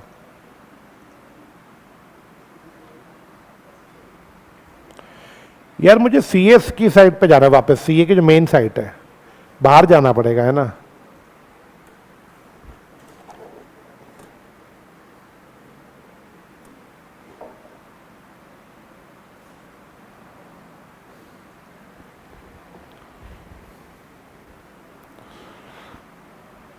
ये देखो, engagement and quality control standards दिख रहे हैं ये। इसके ऊपर पढ़ो क्या, लिस्ट ऑफ एक्सपोजर ड्राफ्ट। कोई बच्चा मतलब समझाएगा? ये ड्राफ्ट फॉर्म में है। अभी इन पे लोगों के क्या चाहिए? फीडबैक चाहिए। क्या बात क्लियर? अब यहां आती है, ध्यान से देखना। सबसे पहले स्टैंडर्ड कौन सा दिख रहा है? Standard on. इसका नाम एक ही स्टैंडर्ड है क्वालिटी कंट्रोल पे, उसका नंबर है SQC 1। उसमें कुछ अमेंडमेंट भी आई थी, बस एक ही क्वालिटी कंट्रोल स्टैंडर्ड है। चले आगे। ऑडिट और रिव्यू के लिए, अगर आपको ऑडिट या रिव्यू करवाना है तो ऑडिट करवाने के लिए आपके पास, ध्यान से देखना, ऑडिटिंग करवाना है, रिव्यू करवाना है या कुछ करवाना है तो ध्यान से देखिए, 100 से 199 ये जो स्टैंडर्ड्स हैं ये किस पे डील करेंगे? इंट्रोडक्शन। 200 से 299 वाले जो स्टैंडर्ड्स होंगे वो किसकी बात करेंगे? जनरल प्रिंसिपल्स, जिसमें ये बने हैं अभी तक। 100 से 199 में इंट्रोडक्टरी बनेंगे। अभी तक कोई भी स्टैंडर्ड बना? अभी 200 से 299 में ये देखो, 200 हमने शायद पढ़ा भी था। ओवरऑल ऑब्जेक्टिव देख रहे हैं आप। उसके बाद 210, 220 ऐसे करके कॉमन फास्ट कहां तक है? 200। फिर 300 से 499 वाले किसकी बात करेंगे? रिस्क। ये देखो 300 से 400 में ये है। 500 से 600 में कौन से आएंगे? ऑडिट एविडेंस, ये सारे हैं। 600 से 700 में ये वाले हैं 3। 700 से 800 में ये सारे हैं। 800 से 900 में ये 3 हैं। और 2000 यहां तक देखो, ऑडिटिंग स्टैंडर्ड यहां तक है 810 तक। या कुछ समझाने की बात कर रहा हूं, ध्यान से सुन लो। ऑडिट, मैंने ये नहीं बोला तुम्हारे कोर्स में ये सारे हैं, मैंने बोला ऑडिटिंग स्टैंडर्ड्स इतने हैं। कहां तक है भैया? Last standard 810। अच्छा, 810 के बाद 2000 की सीरीज शुरू हो जाएगी। लेकिन जो 2000 की सीरीज है वो ऑडिटिंग की नहीं है, वो किसकी है? Standards on review engagement. इनके नंबर अभी तक 2 ही रिव्यू स्टैंडर्ड्स बने हैं। कौन कौन से नंबर पढ़ना? SRE 2400 और SRC 2410। बस 2 ही रिव्यू के स्टैंडर्ड है। दोनों में कोई डिफरेंस है यार, तभी तो 2 बने हैं। उसके नीचे चलते हैं। अगर आपको किसके लिए बुलाया जा रहा है दोस्तों, रेड में पढ़ना, पहले रेड वाला पढ़ना, assurance engagement other than audit. और अगर आपको बुलाया जा रहा है अश्योरेंस के लिए दोस्तों, जरा बताना कौन कौन से स्टैंडर्ड है। एक ही बात 2 बार लिख दी है ना? नहीं, 3000 से लेके कहां तक है? 3699। आओ, इसमें अभी तक सिर्फ 3 ही बने हैं। एक, अगर आपको प्रोस्पेक्टिव फाइनेंशियल इंफॉर्मेशन चेक करनी है तो उसके लिए कौन सा बना है? 3400। मेरा डाउट, और भी 2 बने हैं। किसी ने लॉ में प्रोस्पेक्टस पढ़ा है? प्रोस्पेक्टस में कंपनी अपने फ्यूचर के बारे में बताती है शेयर इशू करने से पहले। अगर आपको कंपनी का प्रोस्पेक्टस चेक करना पड़ जाए तो उसके लिए आप 3420 लगाएंगे। पढ़ो, ऐसे ही 3420 assurance engagement to report on the compilation of pro forma included in the, आपको पता होगा प्रोस्पेक्टस में कंपनी की फ्यूचर की फाइनेंशियल स्टेटमेंट दिखाई जाती है, कुछ प्रो फॉर्मा मतलब समरी में दिखाया जाता है, वो चेक करने के लिए ये वाला बना है। रिलेटेड सर्विस पे चलो, 2 ही स्टैंडर्ड है। सीरीज कहां से शुरू हो रही है? 4000 से 46 है। क्या नाम है बेटा? 4400 किसकी बात करते हैं? और एक और है 4410, 2 है। अकाउंट्स बनाने हो ना कभी किसी कंपनी के तो 4410 लगाना है। 4410 का नाम पढ़ना क्या है? Compilation. What is compilation? Accounts banana. Accounting के लिए 4410 बना है। क्या बात क्लियर? आगे बढ़ती है। यहां तक आपकी अच्छा ये तो हो गए, एग्री। अब आपका डाउट, सर आप हमें बताओ हमें कितने पढ़ने। मुद्दे की बात, एक सीए के बच्चे को सारे स्टैंडर्ड पता होने चाहिए। आपको कुछ अभी इंटर में पढ़ा दिए जाएंगे, बाकी बचे कुछ फाइनल में पढ़ाए जाएंगे। इंटर लेवल पे सिर्फ ऑडिट के स्टैंडर्ड पढ़ाए जाएंगे, रिव्यू नहीं पढ़ाया जाएगा, और वो जो है अदर एश्योरेंस रिलेटेड सर्विस नहीं पढ़ाए। क्वालिटी कंट्रोल का तो एक ही स्टैंडर्ड है, वो तो मदर है, वो तो पढ़ाना पड़ेगा, है ना। तो आपको क्वालिटी कंट्रोल स्टैंडर्ड पढ़ाऊंगा, और क्या पढ़ाऊंगा, ऑडिटिंग में भी सारे नहीं पढ़ाऊंगा। ऑडिटिंग में भी बहुत सारे कटे हुए हैं इसमें से कि वो थोड़े टेढ़े हैं, तो वो फाइनल में डाल रखे। सर एग्जाम्पल के रूप में मेरा डाउट, 200 आपके देखो, 200 में सिर्फ उतना ही था जितना समरी में था ना ऑब्जेक्टिव, पूरा 200 नहीं है आपके कोर्स में। आगे बढ़ो, 210 है, 220 है, 30 है, 40 नहीं है। आप काउंट कर सकते हो, 200 भी नहीं, 200 में क्या था बस उतना ही था, तो 200 को इंक्लूडेड मानो या एक्सक्लूडेड मानो, आप बताओ। 200 उतना ही था, चलो एक्सक्लूड कर देते हैं। 210 पूरा है, 220 पूरा है, 230 पूरा है, 40 नहीं है, 50 नहीं है, 40-50 दोनों नहीं है। उसके बाद कौन सा है, 60 है, 65 है, 299 है। कितने हुए, किसी ने गिने, 6 हो गए। आगे बढ़ते 300 में आओ, 300 है, 315 है, 320 है, 330 है, 402 नहीं है, 450 है। कितने हो गए, 11 हो गए, एग्री। अब 500 की सीरीज में आ जाओ, 500 है, 501 है, 5 है, 10 है, 20 है, 30 है, 40 नहीं है, 50 है, 60 है, 70 है, 80 है। कहां पहुंच गए, 21, 21 पे आ गए। उसके बाद 600 पे आ जाओ, 600 भी है, 610 भी है, 620 नहीं है, तो कितने हो गए, 23। आगे बढ़ो, 700 पे आ जाओ, 700 है, 701 है, 705 है, 6 है, 7 है, 706 है, 710 है, 7 नहीं है कोई, 706 के बाद 710 है, 720 नहीं है। कहां तक हो गए, बस, बाकी का कुछ भी नहीं है। 28 हो गए ना आपके इन टोटल, ठीक है 28। तो आगे बढ़ो, तो भैया बहुत सारे हैं, बीच में आपने बीच में छोड़े भी हैं कुछ, है ना, और भी अभी हैं। फाइनल में, सर फाइनल में जो बचे होंगे वो पढ़ाए जाएंगे, नहीं, फाइनल में पूरे दोबारा होंगे। जैसे फाउंडेशन में थोड़ा सा कंपनी लॉ पढ़ के आए थे, बट इंटरमीडिएट में कंपनी दोबारा से शुरू हुआ था, ऐसे फाइनल में भी स्टैंडर्ड दोबारा होगा। क्या बात क्लियर है? मेरा सवाल बोलो बच्चे, ये सीरीज समझ आ गई पूरी?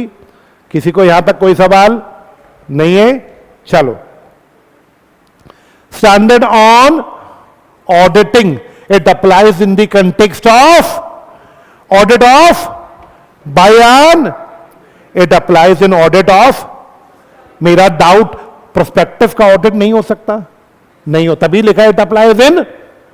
आगे पढ़िए, ऐसे have been issued on wide spectrum of issues in the field of. पहले मुझे ये लाइन का मतलब समझाओ, वाइड स्पेक्ट्रम ऑफ इश्यूज, ऐसे इसमें बहुत वैरायटी ऑफ चीजें कवर की।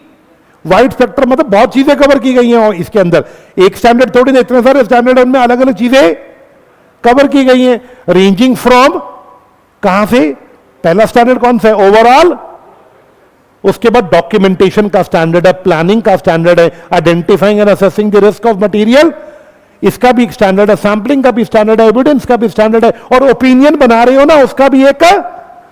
ये अलग अलग टॉपिक्स है जिनके स्टैंडर्ड है। जैसे ओपिनियन बना रहे हो 700 नंबर, एविडेंस इकट्ठा कर रहे हो 500, sampling 530, identifying the risk of material में स्टेटमेंट अभी कौन सा था यार, 315, प्लानिंग 300, और कौन सा ओवरऑल ऑब्जेक्टिव 200।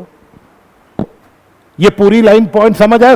कहता है एसएस में वाइड रेंज ऑफ एक्टिविटीज का वर्ड है, हर कितनी सारी चीजें जिनके अपने अपने स्टैंडर्ड बने हुए हैं। मेरा ये ABC कंप्लीट हो गया, ए। हाँ जी दोस्तों, इस स्टैंडर्ड्स ऑन ऑडिटिंग केवल किस पे लगते हैं, ऑडिट ऑफ, और सिर्फ कौन सी फाइनेंशियल इंफॉर्मेशन, हिस्टोरिकल, इसमें wide spectrum of items covered है, starting from overall objective document, documentation का नहीं लिखा मैंने, डॉक्यूमेंटेशन का 230 है। क्या बात क्लियर है? किसी को डाउट्स? ओवर। नेक्स्ट, आप बताओ रिव्यू एंगेजमेंट्स क्या है? Standards on review engagement apply in the context of review of, it is a limited assurance engagement. Why it is limited assurance engagement? Time or resources कम है and it provides assurance which is lower than that provided by audit. इसके दो example लिख दिए, एक 2400 है और एक 2410 है। क्लियर? मेरा डाउट, आगे बढ़ूं? किसी को सवाल यहां पे? अब आ जाता है assurance engagement, another set of standard which apply in assurance engagement dealing with the subject matter common fast other than known as SAE. An example can be assurance engagement relating to examination of prospective financial information. अभी तक India में दो बने हैं, 3400 और 3420। Clear? Can we now proceed? अगला पढ़िए, standard on, बेटे बोर तो नहीं हो गए? जोर से बोलो जय माता दी, सारे बोलो जय माता दी। हाँ जी, मेरा सवाल, अब तो नवरात्र शुरू हो जाएंगे भाई, कब से है? 30 यानी संडे से। तो आप में से कुछ लोग रखेंगे भाई पूरे, गर्ल्स तो रख ही लेंगी। देखो मैं ऐसा बंदा हूं, मेरे पे माता रानी की इतनी कृपा है, मैं रोज नॉनवेज खाता हूं, रोज। माता रानी की कृपा बता रहा हूं, साल में सिर्फ 2 बार जब नवरात्रे आते नॉनवेज की तरफ देखता भी नहीं। आपको बात समझ आया? मैं छोड़ता नहीं हूं, लेकिन पता नहीं मेरा माता रानी से कैसा प्यार है, मैं नॉनवेज नहीं खाता, मैं रह नहीं सकता। अगर मम्मा मेरे घर में अगर आज रात को शाम में मैं डिनर में नॉनवेज नहीं होगा ना, मैं रोटी नहीं खाऊंगा। सीधी बात है, हम पंजाबी लोग हैं, हमें बटर चिकन ही खाना है रोज। हमारे खानदान में सारी डेथ हार्ट अटैक से होती है, क्योंकि इतना बटर खा लेते हैं कि मेरे ताजी, हंसी की बात नहीं है, मेरे बड़े पापा की पिछले महीने डेथ हुई, रात को बटर चिकन खाया था, 80 इयर्स के हैं और 3 कटोरी खा गए थे ग्रेवी, और साइलेंट अटैक, सुबह उठे ही नहीं। मैंने बड़ी मम्मा से पूछा, मैं कहा ताई जी बड़ी मम्मा इन्होंने क्या खाया था?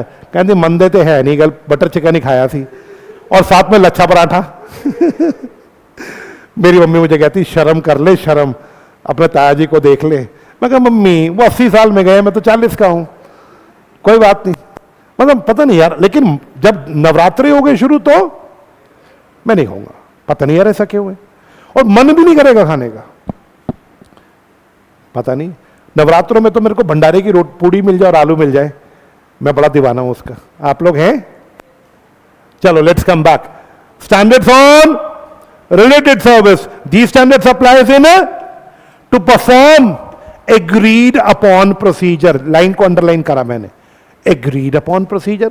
इधर आइए जी सर, एक काम करना है। जी सर बताइए, हमारी स्टॉक चेक कर दें। स्टॉक चेक कर देते हैं सर। ऐसा है, सिर्फ वैल्यूएशन चेक करनी है, सिर्फ वैल्यूएशन सर, जो कह रहे हैं बस वही करना, उससे ज्यादा नहीं करना। हमें एश्योरेंस नहीं चाहिए, हमें सिर्फ फिगर्स देख के बता दे फिगर्स की कैलकुलेशन ठीक है या, हमें एश्योरेंस मत दी। फिगर्स की कैलकुलेशन देखने को बोल रहे हैं और कह रहे हैं सिर्फ मैथमेटिकल चेकिंग करनी है, उसके अलावा एग्रीड अपॉन प्रोसीजर का मतलब क्या है बेटा? प्रोसीजर्स क्या लगाने हैं इन्होंने पहले ही हमें बता दिए कि बस यही करना और कुछ नहीं करना। मेरा सवाल, इस केसेस में एसआरएस लगाते हैं, एंगेजमेंट इन विच प्रैक्टिशनर में be called upon two assist. ये तो एक एग्जांपल था। Example 2, engagement in which practitioner may be called upon to help management with preparation and presentation of management बुला के कह रही है हमें अकाउंट्स बनाने में हेल्प कर दो, आपसे अश्योरेंस नहीं मांग रहे, आपसे सिर्फ अकाउंट्स बनाने में मेरी हेल्प कर दो। तो उसके लिए हमारे पास these types of services are called, 2 तरह के स्टैंडर्ड हैं, 4400 और 4410। Last but not the least, कोई बच्चा बताएगा कौन सा आया? स्टैंडर्ड्स ऑन पढ़िएगा, it to establish standards and provide regarding a firms, firm का मतलब यहां क्या फर्म है बताओ, audit firm, regarding a firm's responsibility for IT systems of, इस लाइन को मैंने अंडरलाइन किया, हर फर्म को एक सिस्टम बनाना है, सिस्टम का नाम क्या है बेटा, सिस्टम ऑफ, इसमें मैं लिख देता हूं एग्जाम्पल, हां जी, hiring good staff, hiring good staff, monitoring, अपने स्टाफ के काम को मॉनिटरिंग करना, ये दो एग्जाम्पल हो जाएंगे किसके बेटा बताओ, सिस्टम ऑफ क्वालिटी कंट्रोल। लिख लेना बेटा एग्जाम्पल से, मैं तभी तो करता, वो कल से लेके आना स्टिकी नोट्स, चीजें एक्स्ट्रा भी लिखनी चाहिए थोड़ी सी। रजिस्टर की जरूरत नहीं है क्लास के, रजिस्टर घर पे रखिए क्वेश्चंस करने के लिए, स्टिकी नोट्स बहुत है, मैं ज्यादा नहीं लिखवाता। Second monitoring, second example monitoring, monitoring मतलब नजर करना। एक और एग्जाम्पल डॉक्यूमेंटिंग, चीजों को लिखना, यह भी क्वालिटी कंट्रोल सिस्टम का ही पार्ट है, documenting, documenting.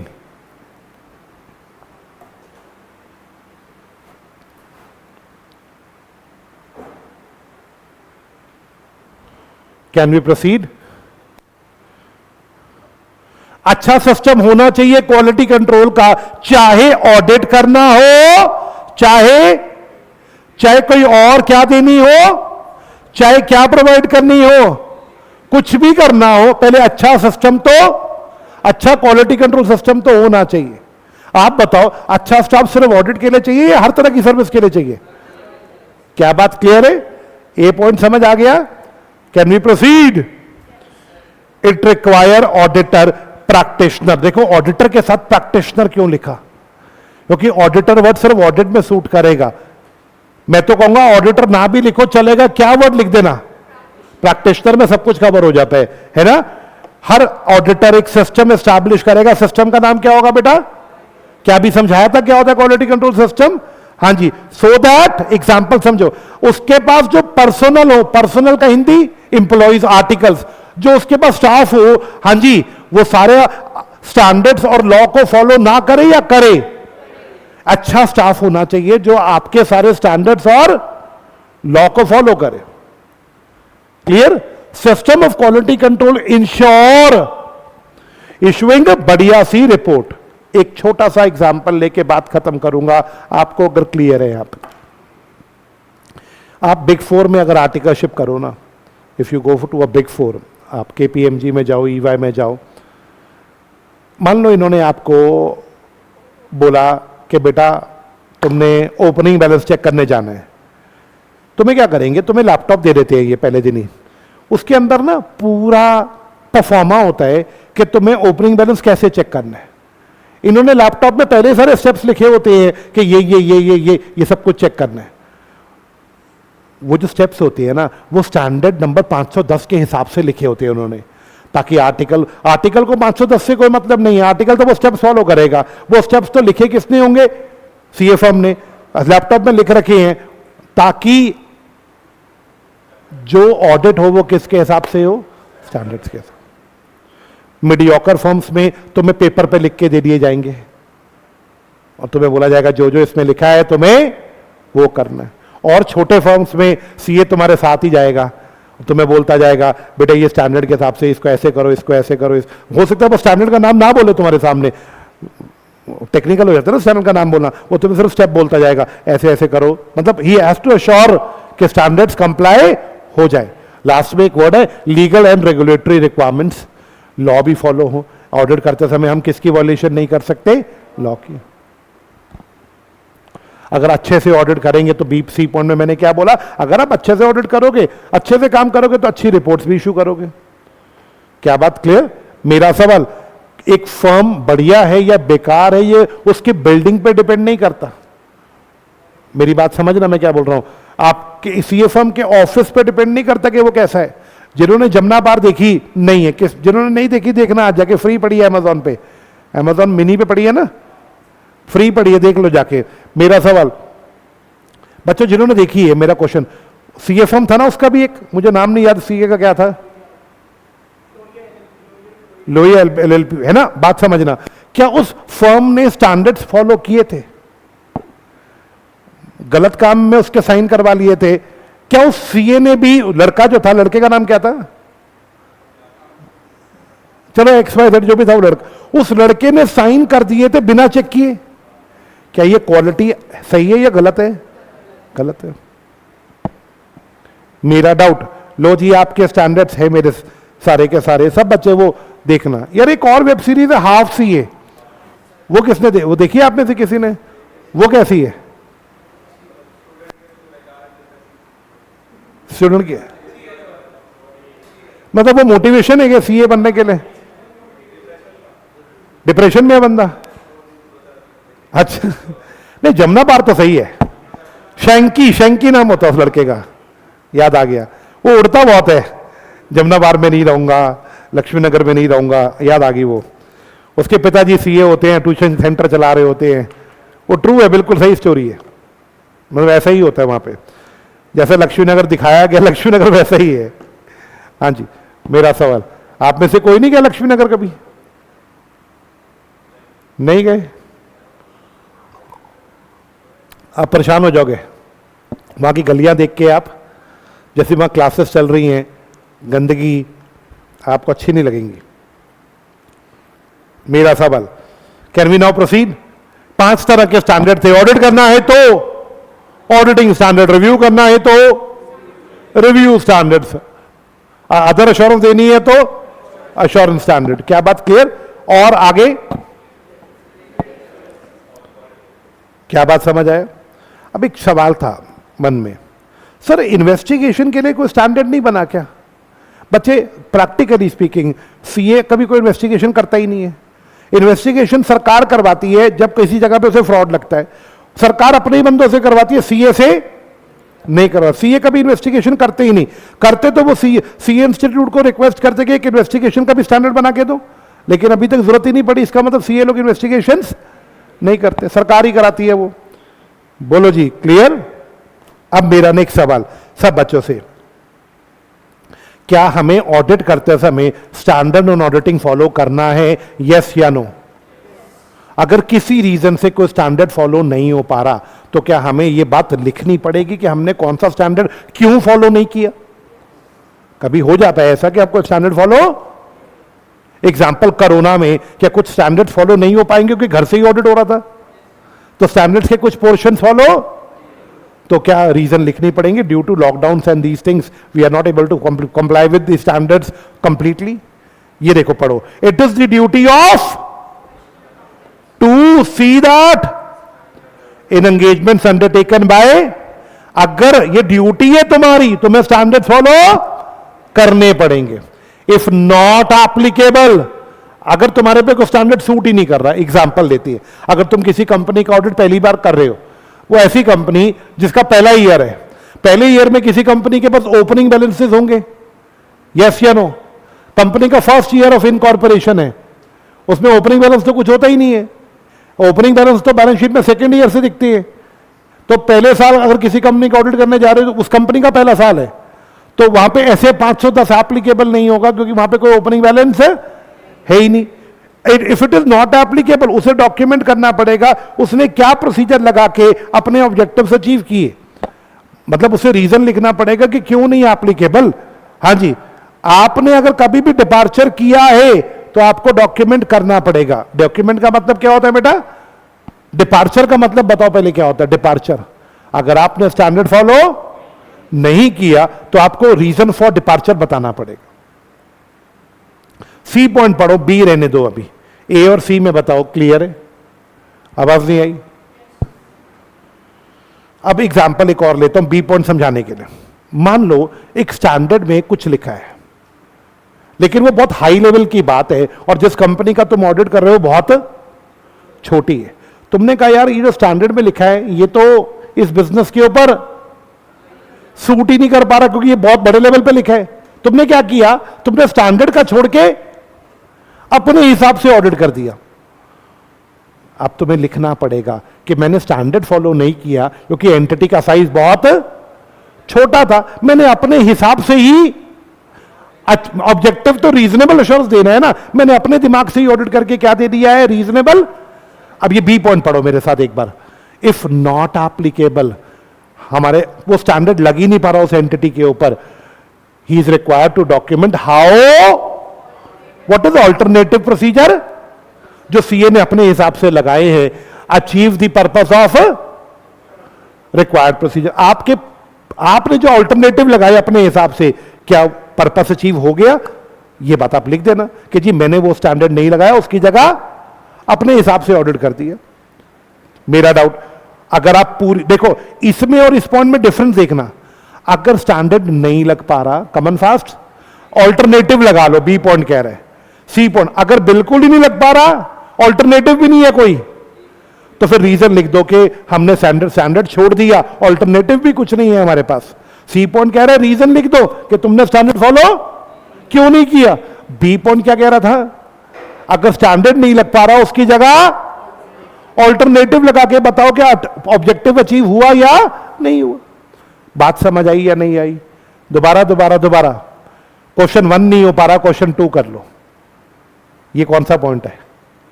B point. Question 1 हो ही नहीं पा रहा, 2 भी नहीं हो पा रहा, कोई क्वेश्चन लग ही नहीं रहा यहां पे, तो वो सी पॉइंट हो गया। क्या बात क्लियर है? ए पॉइंट क्या था, क्या ये हर प्रोफेशनल की ड्यूटी है स्टैंडर्ड्स को फॉलो करना। लास्ट आपका टॉपिक है, खुद से पढ़ना है, मैं वेट कर रहा हूं।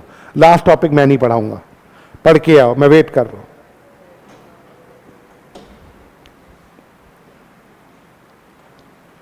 ओके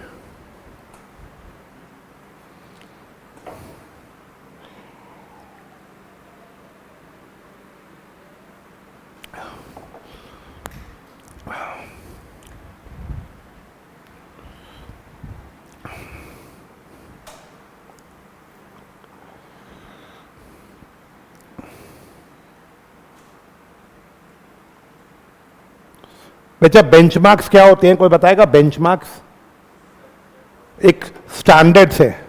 बेंचमार्क क्या है? एक ऑडिट अगेंस्ट एस्टैब्लिश स्टैंडर्ड्स का मतलब, एक सिंपल भाषा में टॉपिक से बाहर जाके पूछ रहा हूं, स्टैंडर्ड का मतलब क्या होगा? मान लो मैं तुम्हें बोलता हूं फिक्स एसेट चेक करो, तो मैं बोलता हूं क्या चेक करो? Fix assets. तुम कहते हो सर हम उसका ओपनिंग बैलेंस चेक करेंगे। एक सीए कहता है मैं तो डेप्रिसिएशन चेक करूंगा, एक सीए कहता है मैं तो फिजिकल वेरिफिकेशन करके आऊंगा, है ना, फिक्स एसेट की फिजिकल वेरिफिकेशन करके आऊंगा। एक सीए कहता है मैं इसकी ओनरशिप चेक करूंगा, एक कहता है डेप्रिसिएशन, एक कहता है ओनरशिप, एक कहता है मैं इसकी अकाउंटिंग पूरी चेक करूंगा, अकाउंटिंग में गलती तो नहीं है, एक कहता है मैं इसकी इनवॉइस भी देखूंगा, फिक्स एसेट कब खरीदे थे, एंड में क्लोजिंग बैलेंस चेक करूंगा। हर सीए का अपना अपना तरीका है, यस या नो। इंस्टीट्यूट ने क्या किया, इन सबको जोड़ के एक स्टैंडर्ड बना दिया और बोला आज के बाद ओपनिंग बैलेंस ऐसे चेक होगा। अपना दिमाग लगाने की जरूरत नहीं है सीए, खुद से चौधरी मत बनना, जो लिख दिया स्टैंडर्ड में वैसे ही चलना। What is standard? स्टैंडर्ड कैसे बनते समझना, हर सीए का अपना दिमाग होता है ऑडिट करने का। सब क्या मैं बोल सकता हूं, ये कॉमन स्टेप्स है जो सब लोग फॉलो कर रही है, वो इन्हीं सबको जोड़ के क्या बना देते हैं एक, और स्टैंडर्ड बन गया। तो इसका मतलब अब जो स्टैंडर्ड में लिखा है ये तो फॉलो करना ही पड़ेगा। क्या बात क्लियर? स्टैंडर्ड फॉलो करना ऑप्शन है या कंपलसरी है? कंपलसरी। अब मान लो ये एक एग्जांपल था, यहां तक बात समझ आ गई। एक छोटी सी बात और, फिक्स एसेट चेक करने का तरीका इंस्टीट्यूट ने बता दिया, अब करंट एसेट चेक करने हैं, बात समझना। अब फिक्स एसेट के बाद करंट चेक करने हैं। एक सीए बोला मैं तो ओपनिंग बैलेंस चेक करूंगा करंट एसेट्स का, एक बोला मैं तो इनकी अकाउंटिंग चेक करूंगा, एक कहता है करंट एसेट अगर डेटर हुए तो मैं डेटर से थर्ड पार्टी कंफर्मेशन मांगूंगा, डेटर कंफर्म करो, अगर स्टॉक हुई तो मैं गोडाउन में विजिट करके आऊंगा जाके। हर सीए ने अपना अपना आइडिया दिया। इंस्टीट्यूट ने देखा कि करंट एसेट में कोई ओपनिंग बैलेंस चेक करता है, कोई अकाउंटिंग चेक करता है। इंस्टीट्यूट ने इन सब चीजों को जोड़ के, ध्यान से समझना, स्टैंडर्ड बनाने का सोचा। ध्यान से क्या बनाने का सोचा? उसे लगा स्टैंडर्ड बना दिया तो ये कंपलसरी हो जाएगा, फिर ऐसे ही करना होगा, है ना। स्टैंडर्ड बन गया तो ये कंपलसरी हो जाएगा। इंस्टीट्यूट ने कहा नहीं यार, इसे स्टैंडर्ड नहीं बनाती अभी, अभी सबको सजेस्ट करती हूं कि करंट एसेट का ऑडिट ऐसे किया करो। एक बार जब लोगों को आदत पड़ गई ना, फिर स्टैंडर्ड बना दूंगी। इंस्टीट्यूट अगर स्टैंडर्ड नहीं बनाना चाहता तो इसका एक ऑल्टरनेटिव है गाइडेंस नोट। स्टैंडर्ड का ऑल्टरनेटिव क्या है? Guidance note. गाइडेंस नोट के नाम में ही वर्ड आ रहा है गाइडेंस। ये सिर्फ गाइड करेगा, कंपलसरी नहीं होगा। किसी सीए को करंट एसेट्स चेक करने में दिक्कत आ रही है इंस्टीट्यूट के, क्या पढ़ लो? गाइडेंस नोट है, पढ़ के अच्छे लगे फॉलो कर लो, नहीं अच्छे लगे मत करो। गाइडेंस नोट कंपलसरी नहीं होते, स्टैंडर्ड्स कंपलसरी होते। अगर इंस्टीट्यूट को लगता है कि एकदम अभी कंपलसरी नहीं करना चाहिए तो गाइडेंस नोट बना देगी, कंपलसरी कर देना चाहिए तो स्टैंडर्ड बना देगी। बोलो बच्चे, नॉट क्लियर या क्लियर? आवाज नहीं आई? यहां तक बात समझ आ गया? स्टैंडर्ड से अच्छी क्वालिटी अचीव होगी, ये समझ आ गया टॉपिक? बच्चे, what is guidance note? Guidance note are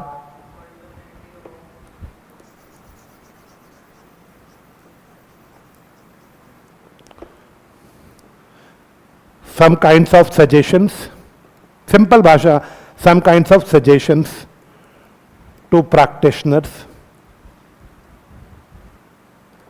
but not compulsory to follow. ये कुछ suggestions हैं जिन्हें फॉलो करना कंपलसरी नहीं है। फॉलो करना कंपलसरी नहीं है, ठीक है?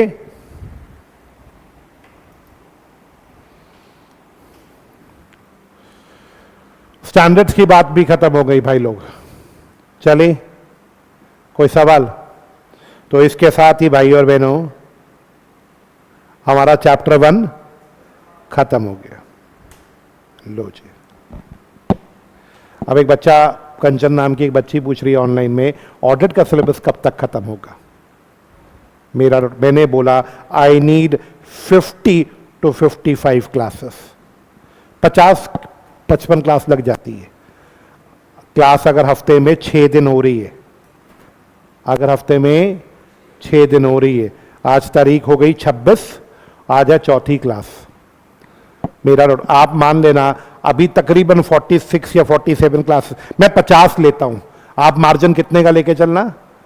55 का। मैं 50, पिछला बैच मैंने 50 में खत्म कर दिया था, बट मैं आपको बोलूंगा फिर भी आप 55 का मार्जिन लेके चलना, ठीक है? तो आप बताओ 46 क्लासेस और चाहिए। अगर 6 दिन हफ्ते में चलता है, 3-4 दिन तो अभी हैं अपने पास। अगले महीने में संडे की छुट्टी अगर माइनस कर दे तो 24 क्लासेस पूरा अप्रैल लगेगा, और 24 ही मई मतलब अप्रैल तो पूरा जाएगा, मई भी लगभग, क्योंकि आप देखो ना 24-25 क्लास अप्रैल की, 24-25 क्लास मई की। एग्री? अभी आज चौथी है, आज थर्सडे हो गया, अभी वेंसडे है ना, आज थर्सडे, फ्राइडे, सैटरडे। आज इस वीक में अपनी कितनी हो जाएंगी? थर्सडे, फ्राइडे, सैटरडे यानी 7 हो जाएंगी। 25 क्लासेस अप्रैल की, मई एंड तक तो आराम से कंप्लीट हो जाएगा। मई में 20 को भी हो सकता है, 25 को भी हो सकता है। I try my level best के जून ना चढ़े। बाकी बीच में आपके कॉलेज के एग्जाम आ गए या कोई छुट्टी वगैरह हो गई तो मैं कुछ नहीं कर सकता। मेरी तरफ से 1-2 छुट्टी ही होंगी, 2-4 भी हो जाएंगी। मैंने वैसे घूमने जाना है, मैंने जून एंड का प्रोग्राम बनाया घूमने जाने का। आपका कोर्स खत्म करके जाना है, क्या बात क्लियर? आप मई एंड तक मान के चलेंगे। किसी का कोई डाउट? अभी लैग हो गया बच्चे, थोड़ा देख लो, बच्चे लिखने लैग है, ठीक है? आइए क्वेश्चंस देख ले। आज के लिए चैप्टर 1 रिवाइज कल कराऊंगा दोबारा से, आज नहीं करेंगे 1 रिवाइज। आज एक बार हो गया था सुबह, कल करेंगे रिवाइज। आओ जी, कुछ क्वेश्चंस करें। कल वाला क्वेश्चन नंबर 3 फोटो खींच ली थी, आवाज नहीं आई? ओके, अब चलते हैं आज के क्वेश्चन नंबर 4 पे।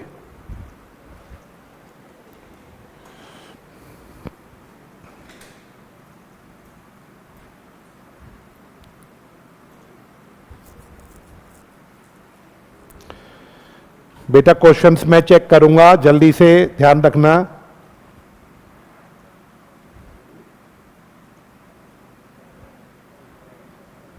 ये देखो, हाँ जी,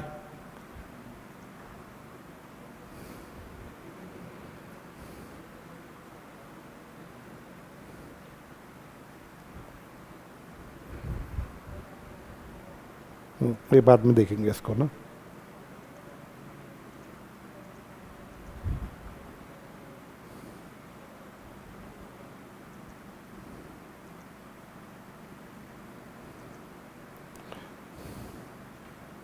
क्वेश्चन नंबर 4, अलर्ट हो जाए।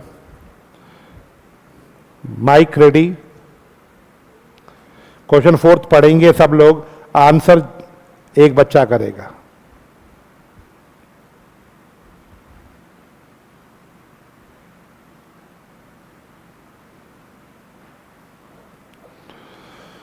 M Motor Limited is a leading Indian automobile manufacturer with many offering across commercial, passenger and electric vehicles.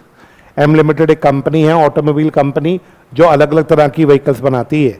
Company pioneer है, पायनीर मतलब one of the best company है electric vehicles में, and enjoys advantage in one of the fastest growing automotive market में। Company को बहुत फायदा हो रहा है। अबे आगे बताओ। GR and associates have been appointed as the auditor for, एक ऑडिट फर्म है GR जो इसका ऑडिट कर रहा है। J&K are newly appointed audit assistants in the firm and part of engagement team। 2 articles है फर्म के अंदर, J&K जो एंगेजमेंट टीम का पार्ट है। एंगेजमेंट टीम मतलब ऑडिट करने जा रहे हैं, ठीक है। आगे however they are confuse, article confuse होते हैं, नए नए आर्टिकल होते हैं ना बेचारे, कंफ्यूज होते हैं। They are confuse about what such an audit tends to achieve. उन्हें कंफ्यूजन है कि ऑडिट में क्या अचीव करना है। दे परसीव, उन्हें लगता है audit is a guarantee against possible errors और फ्रॉड इन दी। उन्हें लगता है ऑडिट तो में तो गारंटी दी जाती है कि फ्रॉड है या नहीं है। Do you agree with the perception? उनकी सोच के साथ आप एग्री करते हो? इन दिस कंटेक्स्ट आपको बोला ऑब्जेक्टिव भी बता देना ऑडिट का क्या होता है। माइक देना बच्चे, किसी को दे दो, किसी को भी। हेलो। Hello sir. बता बच्चे क्या क्या लिखेगा इसमें। सर वो एग्री तो नहीं होगा क्योंकि वो क्या पूछा था, नहीं वो गारंटी नहीं है, गारंटी तो नहीं है, एग्री नहीं होगा। हाँ, कंटेंट बता। कंटेंट में पहले तो यही लिख देंगे कि एग्री नहीं है, एग्री नहीं है, चल रीजन दे देंगे कि गारंटी नहीं दे सकते, रीजनेबल एश्योरेंस है। फिर उन्होंने ऑब्जेक्टिव्स पूछे हैं, ऑब्जेक्टिव्स बता देंगे। ऑब्जेक्टिव में कि obtain reasonable assurance that they are true and fair, financial statements are true and fair. मेरा डाउट, अगर ये क्वेश्चन 5 नंबर में है, 3 नंबर में है या 4 नंबर में है, आपने बोला आप उनकी बात से एग्री नहीं करते, ठीक बोला, आपने कहा रीजन लिख देंगे कि इसमें रीजनेबल एश्योरेंस दी जाती है। मेरा डाउट, रीजन ये नहीं होगा कि इनहेरेंट लिमिटेशंस होती हैं जिनकी वजह से गारंटी देना पॉसिबल नहीं है? हाँ, वो भी लिख सकते हैं। मेरा डाउट, क्या हमें इनहेरेंट लिमिटेशन ऊपर ऊपर से सारी एक्सप्लेन करनी पड़ेगी और उसके बाद क्या एक्सप्लेन करना पड़ेगा? ऑब्जेक्टिव, कंटेंट इतना होना चाहिए। आप ये बात लिखो कि आप उसकी बातों से एग्री नहीं करते। आप लिखना कि गारंटी देना पॉसिबल नहीं है बिकॉज ऑफ फॉलोइंग, उसमें फिर आपको लिमिटेशन बतानी पड़ेगी। आप सीधा पहुंच गए कि ऑडिट रीजनेबल एश्योरेंस है, बिल्कुल ठीक बोल रहे हो आप, लेकिन क्यों रीजनेबल है? Because of these limitations. क्या मेरी बात क्लियर? और साथ में आपको ऑब्जेक्टिव बताना पड़ेगा, objective to obtain reasonable assurance and to give report on it. Agree? Question number कौन सा हो गया? कैसा क्वेश्चन लगा आपको ये? अभी तो आसान ही लगेंगे। हाँ जी, क्वेश्चन नंबर 4। इस क्वेश्चन की फोटो खींच लीजिए जब तक ग्रुप में नहीं आ रहे क्वेश्चंस। जब तक ग्रुप में नहीं आ रहे इसकी फोटो खींच लीजिए।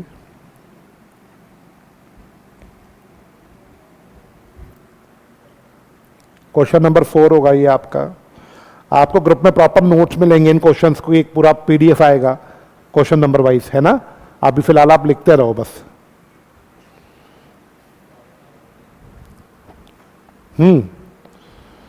अच्छा, एक क्वेश्चन का जवाब देंगे मेरे को सब बच्चे नोट फोटो खींचने के बाद। क्या अगेन, कल अपन ने 3 क्वेश्चन देखे थे, आज चौथा। कोई मुझे बताएगा अगेन ये क्वेश्चन भी लिमिटेशन से रिलेटेड है और कल के क्वेश्चन में भी एक क्वेश्चन, यानी limitation is an important topic. देखो फायदा हो रहा है ना डिस्कशन का क्लास में, कि अपन को पता भी लग रहा है क्या चीज इंपॉर्टेंट है। सेकंड क्वेश्चन, अलर्ट, ये करने को नहीं दूंगा, डायरेक्ट क्वेश्चन है, करने को नहीं दूंगा। क्वेश्चन पढ़िए, standards on audit apply in audit of historical financial information, लेकिन रिव्यू जो है, where standards on review apply in review of, कहता है स्टैंडर्ड्स ऑन ऑडिटिंग अप्लाई करते हैं audit of historical financial information पे, और स्टैंडर्ड ऑन रिव्यू अप्लाई करते हैं रिव्यू ऑफ, कहते हैं एक्सप्लेन करो इन डिटेल गिविंग एग्जांपल्स। अब मेरा डाउट, ये बात गलत लिखी है इसमें या सही, पहले आप ये बताओ। स्टैंडर्ड ऑन ऑडिटिंग ऑडिट पे अप्लाई करते हैं, स्टैंडर्ड्स ऑन रिव्यू ऑडिट और रिव्यू हिस्टोरिकल का होता है, यानी ये स्टेटमेंट बिल्कुल बिल्कुल सही है। कहते पहले तो ये बताओ स्टेटमेंट ठीक है, मैं आपको बोलूंगा इसमें क्या क्या लिखना चाहिए, एग्जांपल्स भी बोल रहा है वो। माइक देना बेटा।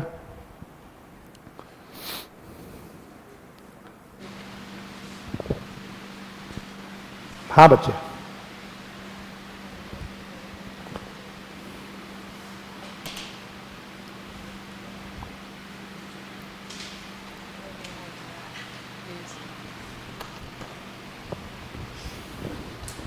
सर इस क्वेश्चन में ऑडिट और रिव्यू का मतलब पहले तो डिस्टिंक्शन लिखना चाहिए कि ऑडिट और रिव्यू में डिस्टिंक्शन क्या होते हैं, एंड देन कौन से स्टैंडर्ड्स, मतलब स्टैंडर्ड्स के नेम जो उन पे अप्लाई होते हैं, जैसे standards on auditing, standards on review engagement, और फिर उसके बारे में थोड़ी सी डिटेल्स दोनों के बारे में। मेरा डाउट, आपको पहले स्टैंडर्ड ऑन ऑडिटिंग थोड़ा सा एक्सप्लेन करना पड़ेगा, स्टैंडर्ड ऑन रिव्यू, डिस्टिंक्शन की जरूरत नहीं है, दोनों को एक्सप्लेन कर। एक्सप्लेन करने के लिए मैं समरी में जाता हूं एक बार आपके लिए।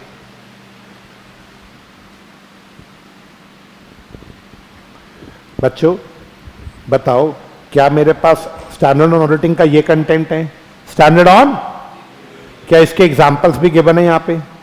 ऑडिट के एग्जांपल ये मैंने लिख दिए थे सारे, एग्जांपल्स ऑफ ऑडिटिंग स्टैंड 200, 230, 530, ये सारे ऑडिट के एग्जांपल्स हैं। तो आप सिर्फ 2 पॉइंट लिख देना, फर्स्ट और second point of the summary. ये क्वेश्चन करने की जरूरत नहीं है, किसी का मन हो करने का कर लो, मेरे को मना नहीं है, मेरी तरफ से मना नहीं है। करना चाहते हो क्या जरूरत नहीं लग रही? हाँ हो जाएगा, सिंपल क्वेश्चन है, इसको रहने देते हैं। तो हमारे क्वेश्चन कितने हो गए बच्चे? 4 हो गए है ना। एक और लेंगे, 5वां। ये क्वेश्चन अच्छा है, आज के लिए लास्ट क्वेश्चन है।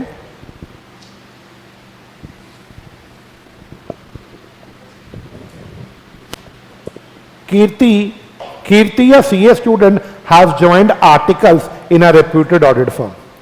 भाई कीर्ति आर्टिकल बन के गई एक फर्म में, हाँ।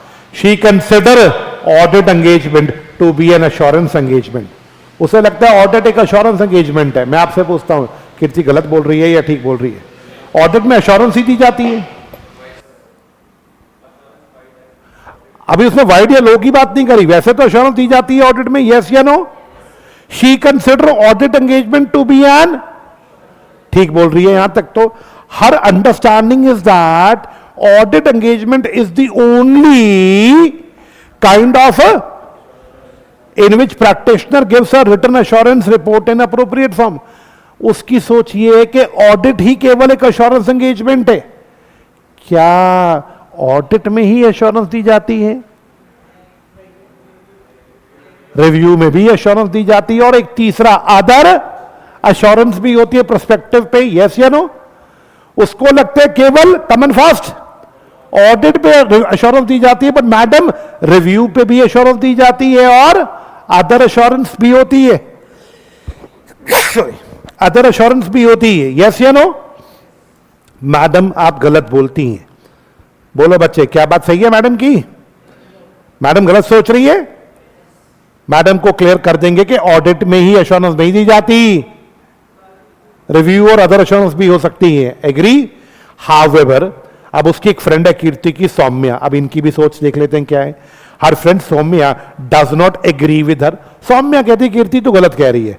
बताओ सौम्या सही बोल रही है गलत बोल रही है? सौम्या सही कह रही है। Saumya, however Saumya does not agree with her. Saumya तो ठीक सोच रही है। She is of the view that assurance engagements are not restricted to audit alone.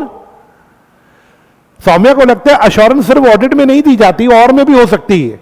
Saumya गलत बोल रही है, सही बोल रही है ना? बिसाइड, इसके अलावा सौम्या को लगता है, Saumya also thinks that assurance engagement can relate to matter other than, Saumya को लगता है कि अश्योरेंस सिर्फ हिस्टोरिकल डेटा की ही नहीं और चीजों की भी हो सकती है। बताओ क्या प्रोस्पेक्टिव फाइनेंशियल इंफॉर्मेशन में भी अश्योरेंस दी जाती है? लेवल ऑफ अश्योरेंस कम हो जाता है लेकिन दी जाती है, यस और नो? तो मैडम सौम्या को लगता है, एक पर ध्यान से, मैडम सौम्या को लगता है, बिसाइड के बाद की लाइन पढ़ना, Saumya also think that assurance engagement can also relate to matters, यानी उनको लगता है हिस्टोरिकल के अलावा और चीजों पे भी अश्योरेंस दी जा सकती है, यस, प्रोस्पेक्टिव पे भी दी जा सकती है। क्या सौम्या की दोनों सोचे सही हैं? पहली बात, सौम्या कीर्ति की बात से एग्री नहीं करती, ये बात सही है। सौम्या को लगता है अश्योरेंस सिर्फ हिस्टोरिकल पे नहीं और भी चीजों पे दिया जा सकता है, सौम्या की ये बात भी सही है। कहता है अब आप बताओ किसका व्यू करेक्ट है रीजन के साथ? कीर्ति गलत है, सौम्या सही है। रीजन भी डाल देना भाई।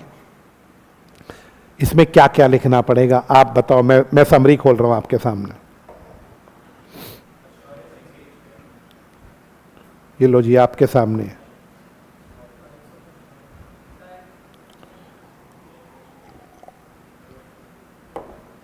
मैं वेट कर रहा हूं आपकी।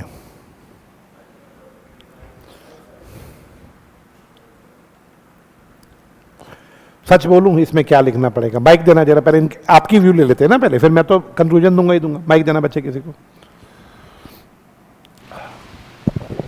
सर एक तो इसमें टाइप्स ऑफ एश्योरेंस एंगेजमेंट लिख देंगे। टाइप्स ऑफ एश्योरेंस एंगेजमेंट माने जरा बोर्ड पे बता। मतलब उसकी तीनों लिख देंगे कि एक तो रीजनेबल एश्योरेंस के लिए हम ऑडिट एंगेजमेंट करवाते हैं और रिव्यू एंगेजमेंट करवाते हैं हम लिमिटेड एश्योरेंस के लिए, और एक अदर एंगेजमेंट होती है मतलब हाई। अच्छा ये वाला टाइप्स ऑफ एश्योरेंस एंगेजमेंट, इसके तीनों पॉइंट लिखने हैं?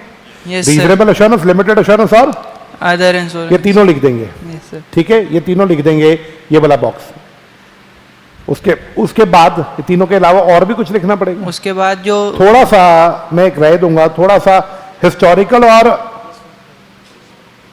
फाइनेंशियल की भी बारे में लिख दे थोड़ा सा। Yes sir. आवाज नहीं आई? Yes sir. थोड़ा सा हिस्टोरिकल के बारे में लिख सकते हो, थोड़ा सा किसके बारे में लिख सकते हो? प्रोस्पेक्टिव। एक मिनट, कीर्ति को क्या लगता था कि ऑडिट ही एक एश्योरेंस एंगेजमेंट है, तो कीर्ति वाले, एक मिनट, तो कीर्ति के लिए तो ये सफिशिएंट है डब्बा कि नहीं मैडम सिर्फ एश्योरेंस ऑडिट में ही नहीं होता, लिमिटेड भी होता है, और कीर्ति के लिए तो डब्बा बहुत है। सौम्या ने क्या बोला था? कीर्ति गलत है। हाँ सौम्या तेरी ये बात सही है। सौम्या को लगता है कि ऑडिट केवल कॉमन फास्ट हिस्टोरिकल का नहीं होता, अदर का भी होता है। हाँ अदर, ये वाली बात आ तो गई, मुझे लगता है और किसी कंटेंट की जरूरत नहीं है, केवल ये वाला बॉक्स लिखना है और जरूरत ही नहीं है। उसके बाद दोनों की कंक्लूजन बता देना कौन सही है, क्यों गलत है, और कीर्ति क्यों गलत। पहले आप ये एक्सप्लेन करोगे ना अप्रोच क्या होती है, पहले प्रोविजन लिखते हैं, पहले कंक्लूजन देते हैं। पहले प्रोविजन लिख दो, ये वाला जो ब्लू बॉक्स है, फिर कॉमन फास्ट अपनी किस पे चले जाओ, क्वेश्चन एक्सप्लेन करते करते अपनी कंक्लूजन पे चले जाओ। एक कीर्ति को ऐसा लग रहा है बट ये गलत सोच रही है, वो सौम्या को ऐसा लग रहा है वो सही सोच रही है। क्या करेंगे ये क्वेश्चन? अच्छा क्वेश्चन है। yes, बहुत अच्छा क्वेश्चन है भाई, ये तो मुझे तो बहुत अच्छा लगा, आपको नहीं अच्छा लगा वो मेरी प्रॉब्लम नहीं है। क्वेश्चन नंबर, आवाज नहीं आई, क्वेश्चन नंबर 5। ओके ऋतु कहती है सर इसमें हम ब्लू बॉक्स जो आपने बोला टाइप्स ऑफ एश्योरेंस एंगेजमेंट वो तो लिखेंगे ही, साथ में एश्योरेंस एंगेजमेंट की डेफिनेशन भी डाल सकते हैं। एक मिनट देख लेते हैं ऋतु, एक मिनट बच्चों को फोटो खींचने दे। बच्चे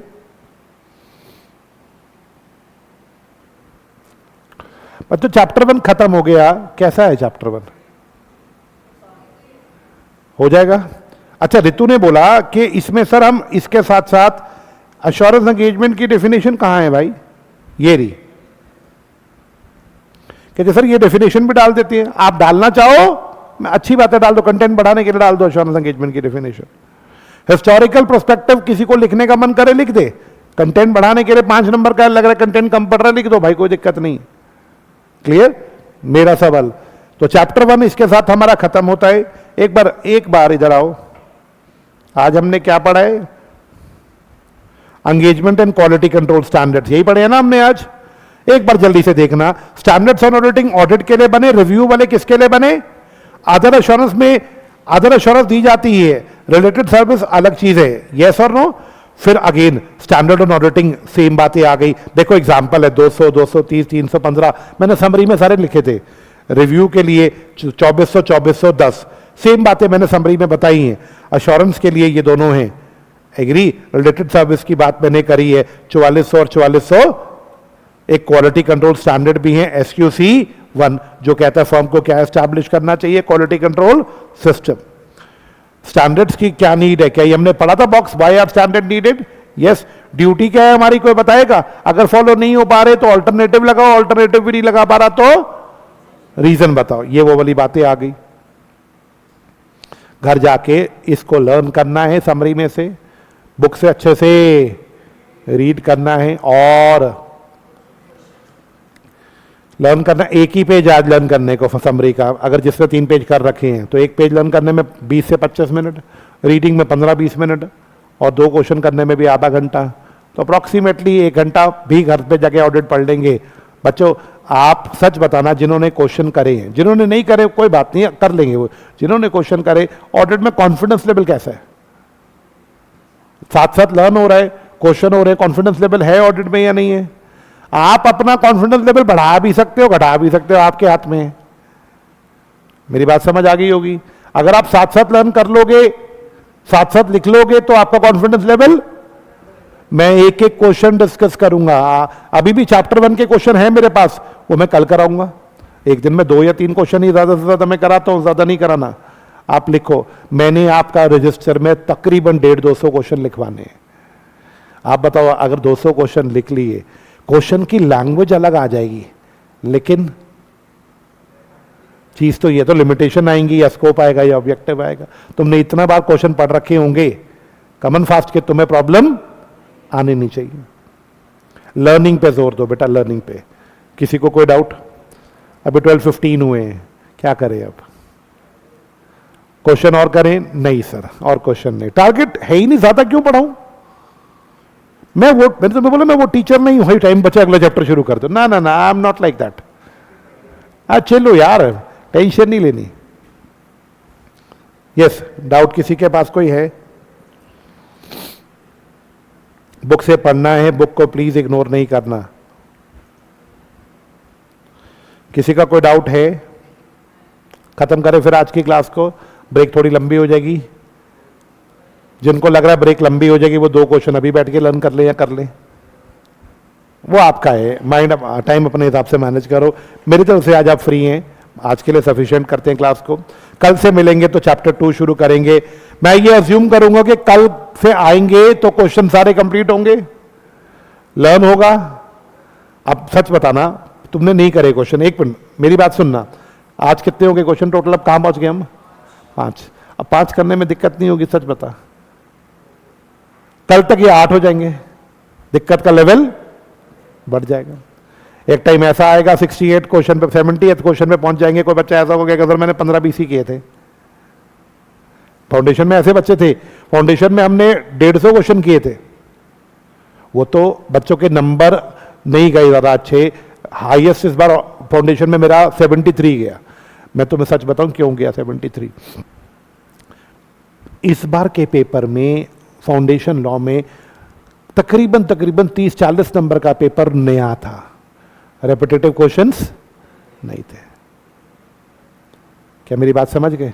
नहीं तो अभी तक फाउंडेशन में 80-85 मार्क्स का रेपिटेटिव आता है। इस बार चीजें नई थी। अब बच्चे जिनको अंडरस्टैंडिंग क्लियर थी, उन्होंने तो लिखने की आदत मैंने सिखा रखी थी। जिनकी अंडरस्टैंडिंग क्लियर थी उन्होंने तो, मेरे को उम्मीद थी कि बच्चे 80-85 ले जाएंगे, लेकिन क्वेश्चन का लेवल, क्योंकि क्वेश्चन अब तुम्हारे बैच में 80s में नंबर आएंगे, लेकिन अगर मान लो 40-45 नंबर का पेपर ही नया आ गया और तुम्हारी अंडरस्टैंडिंग भी उतनी अच्छी नहीं हुई तो नुकसान हो सकता है। लेकिन एक फायदा भी बता रहा हूं तुम्हें, आप मेरे साथ समरी पढ़ रहे हो, समरी का एक फायदा बताता हूं चलो तुम्हें लास्ट में। समरी में के सारे कंसेप्ट कवर्ड हैं। समरी पढ़ने, अगर किसी ने समरी अच्छे से पढ़ी है वो मुझे ये बता दे जो 30 नंबर के एमसीक्यूज आएंगे। अगर समरी सारी पढ़ी है, कोई टॉपिक छोड़ा नहीं है, तो क्या 20 से 22 नंबर आराम से ले सकता है एमसीक्यू में। मैं 30 में से 30 नहीं बोल रहा, मैं कितना बोल रहा हूं? 20 से 22 नंबर। अब पेपर कितने नंबर का है? 70। मैं सिर्फ कितने नंबर लेने को कहता हूं? 50। आप बताना 20 22 इसमें, 50 इसमें, आराम से आ सकते हैं कोई पढ़ने वाला बच्चा है। और इंटर में नंबर, आप इंटर लॉ देख लेना, मैं आपको सच बता रहा हूं, इंटर लॉ में आपके फाउंडेशन लॉ से ज्यादा आएंगे, क्योंकि शर्त है कि आपको लॉ सारा याद है, मतलब आपके पास, आपको लिमिट सारी याद है, आप कंफ्यूज नहीं होते। मैं कोशिश कर, मेरे को बाबा सर ने बोला है कि लॉ की समरी बुक बनाओ, समरी बुक बन गई, वो बनेगी अभी जो नए बच्चे आए हैं उनके लिए, बट अंदर की बात है मैं तुम सबको भी दे दूंगा। क्या बात क्लियर है? समरी जैसे ऑडिट की है ऐसे लॉ की भी मैं बना रहा हूं। अगर मैंने बना दी 1-1.5 महीने में तो आपको मैं, मेरी जान नहीं खानी, ठीक है? अगर मैंने बना दी, जितनी भी बनी मैं आप लोगों को शेयर कर दूंगा, आपके लिए लिमिट्स लर्न करना इजी हो जाएगा। हाँ जी, आज 5 नंबर तक क्वेश्चन हो गया, कल 2 किए थे, आज कितने करने हैं? 3 क्वेश्चंस करने हैं, बस 2-3 तो एवरेज रहेगी यार, कभी 3 कभी 2, कभी 3 कभी 2। किसी का कोई और डाउट ऑनलाइन में भी? जाओ बच्चों एंजॉय करो, आज के लिए सफिशिएंट है। ऑनलाइन वाले बच्चे रुक जाएंगे, किसी को कुछ पूछना है तो पूछ ले, अभी टाइम है अपने पास।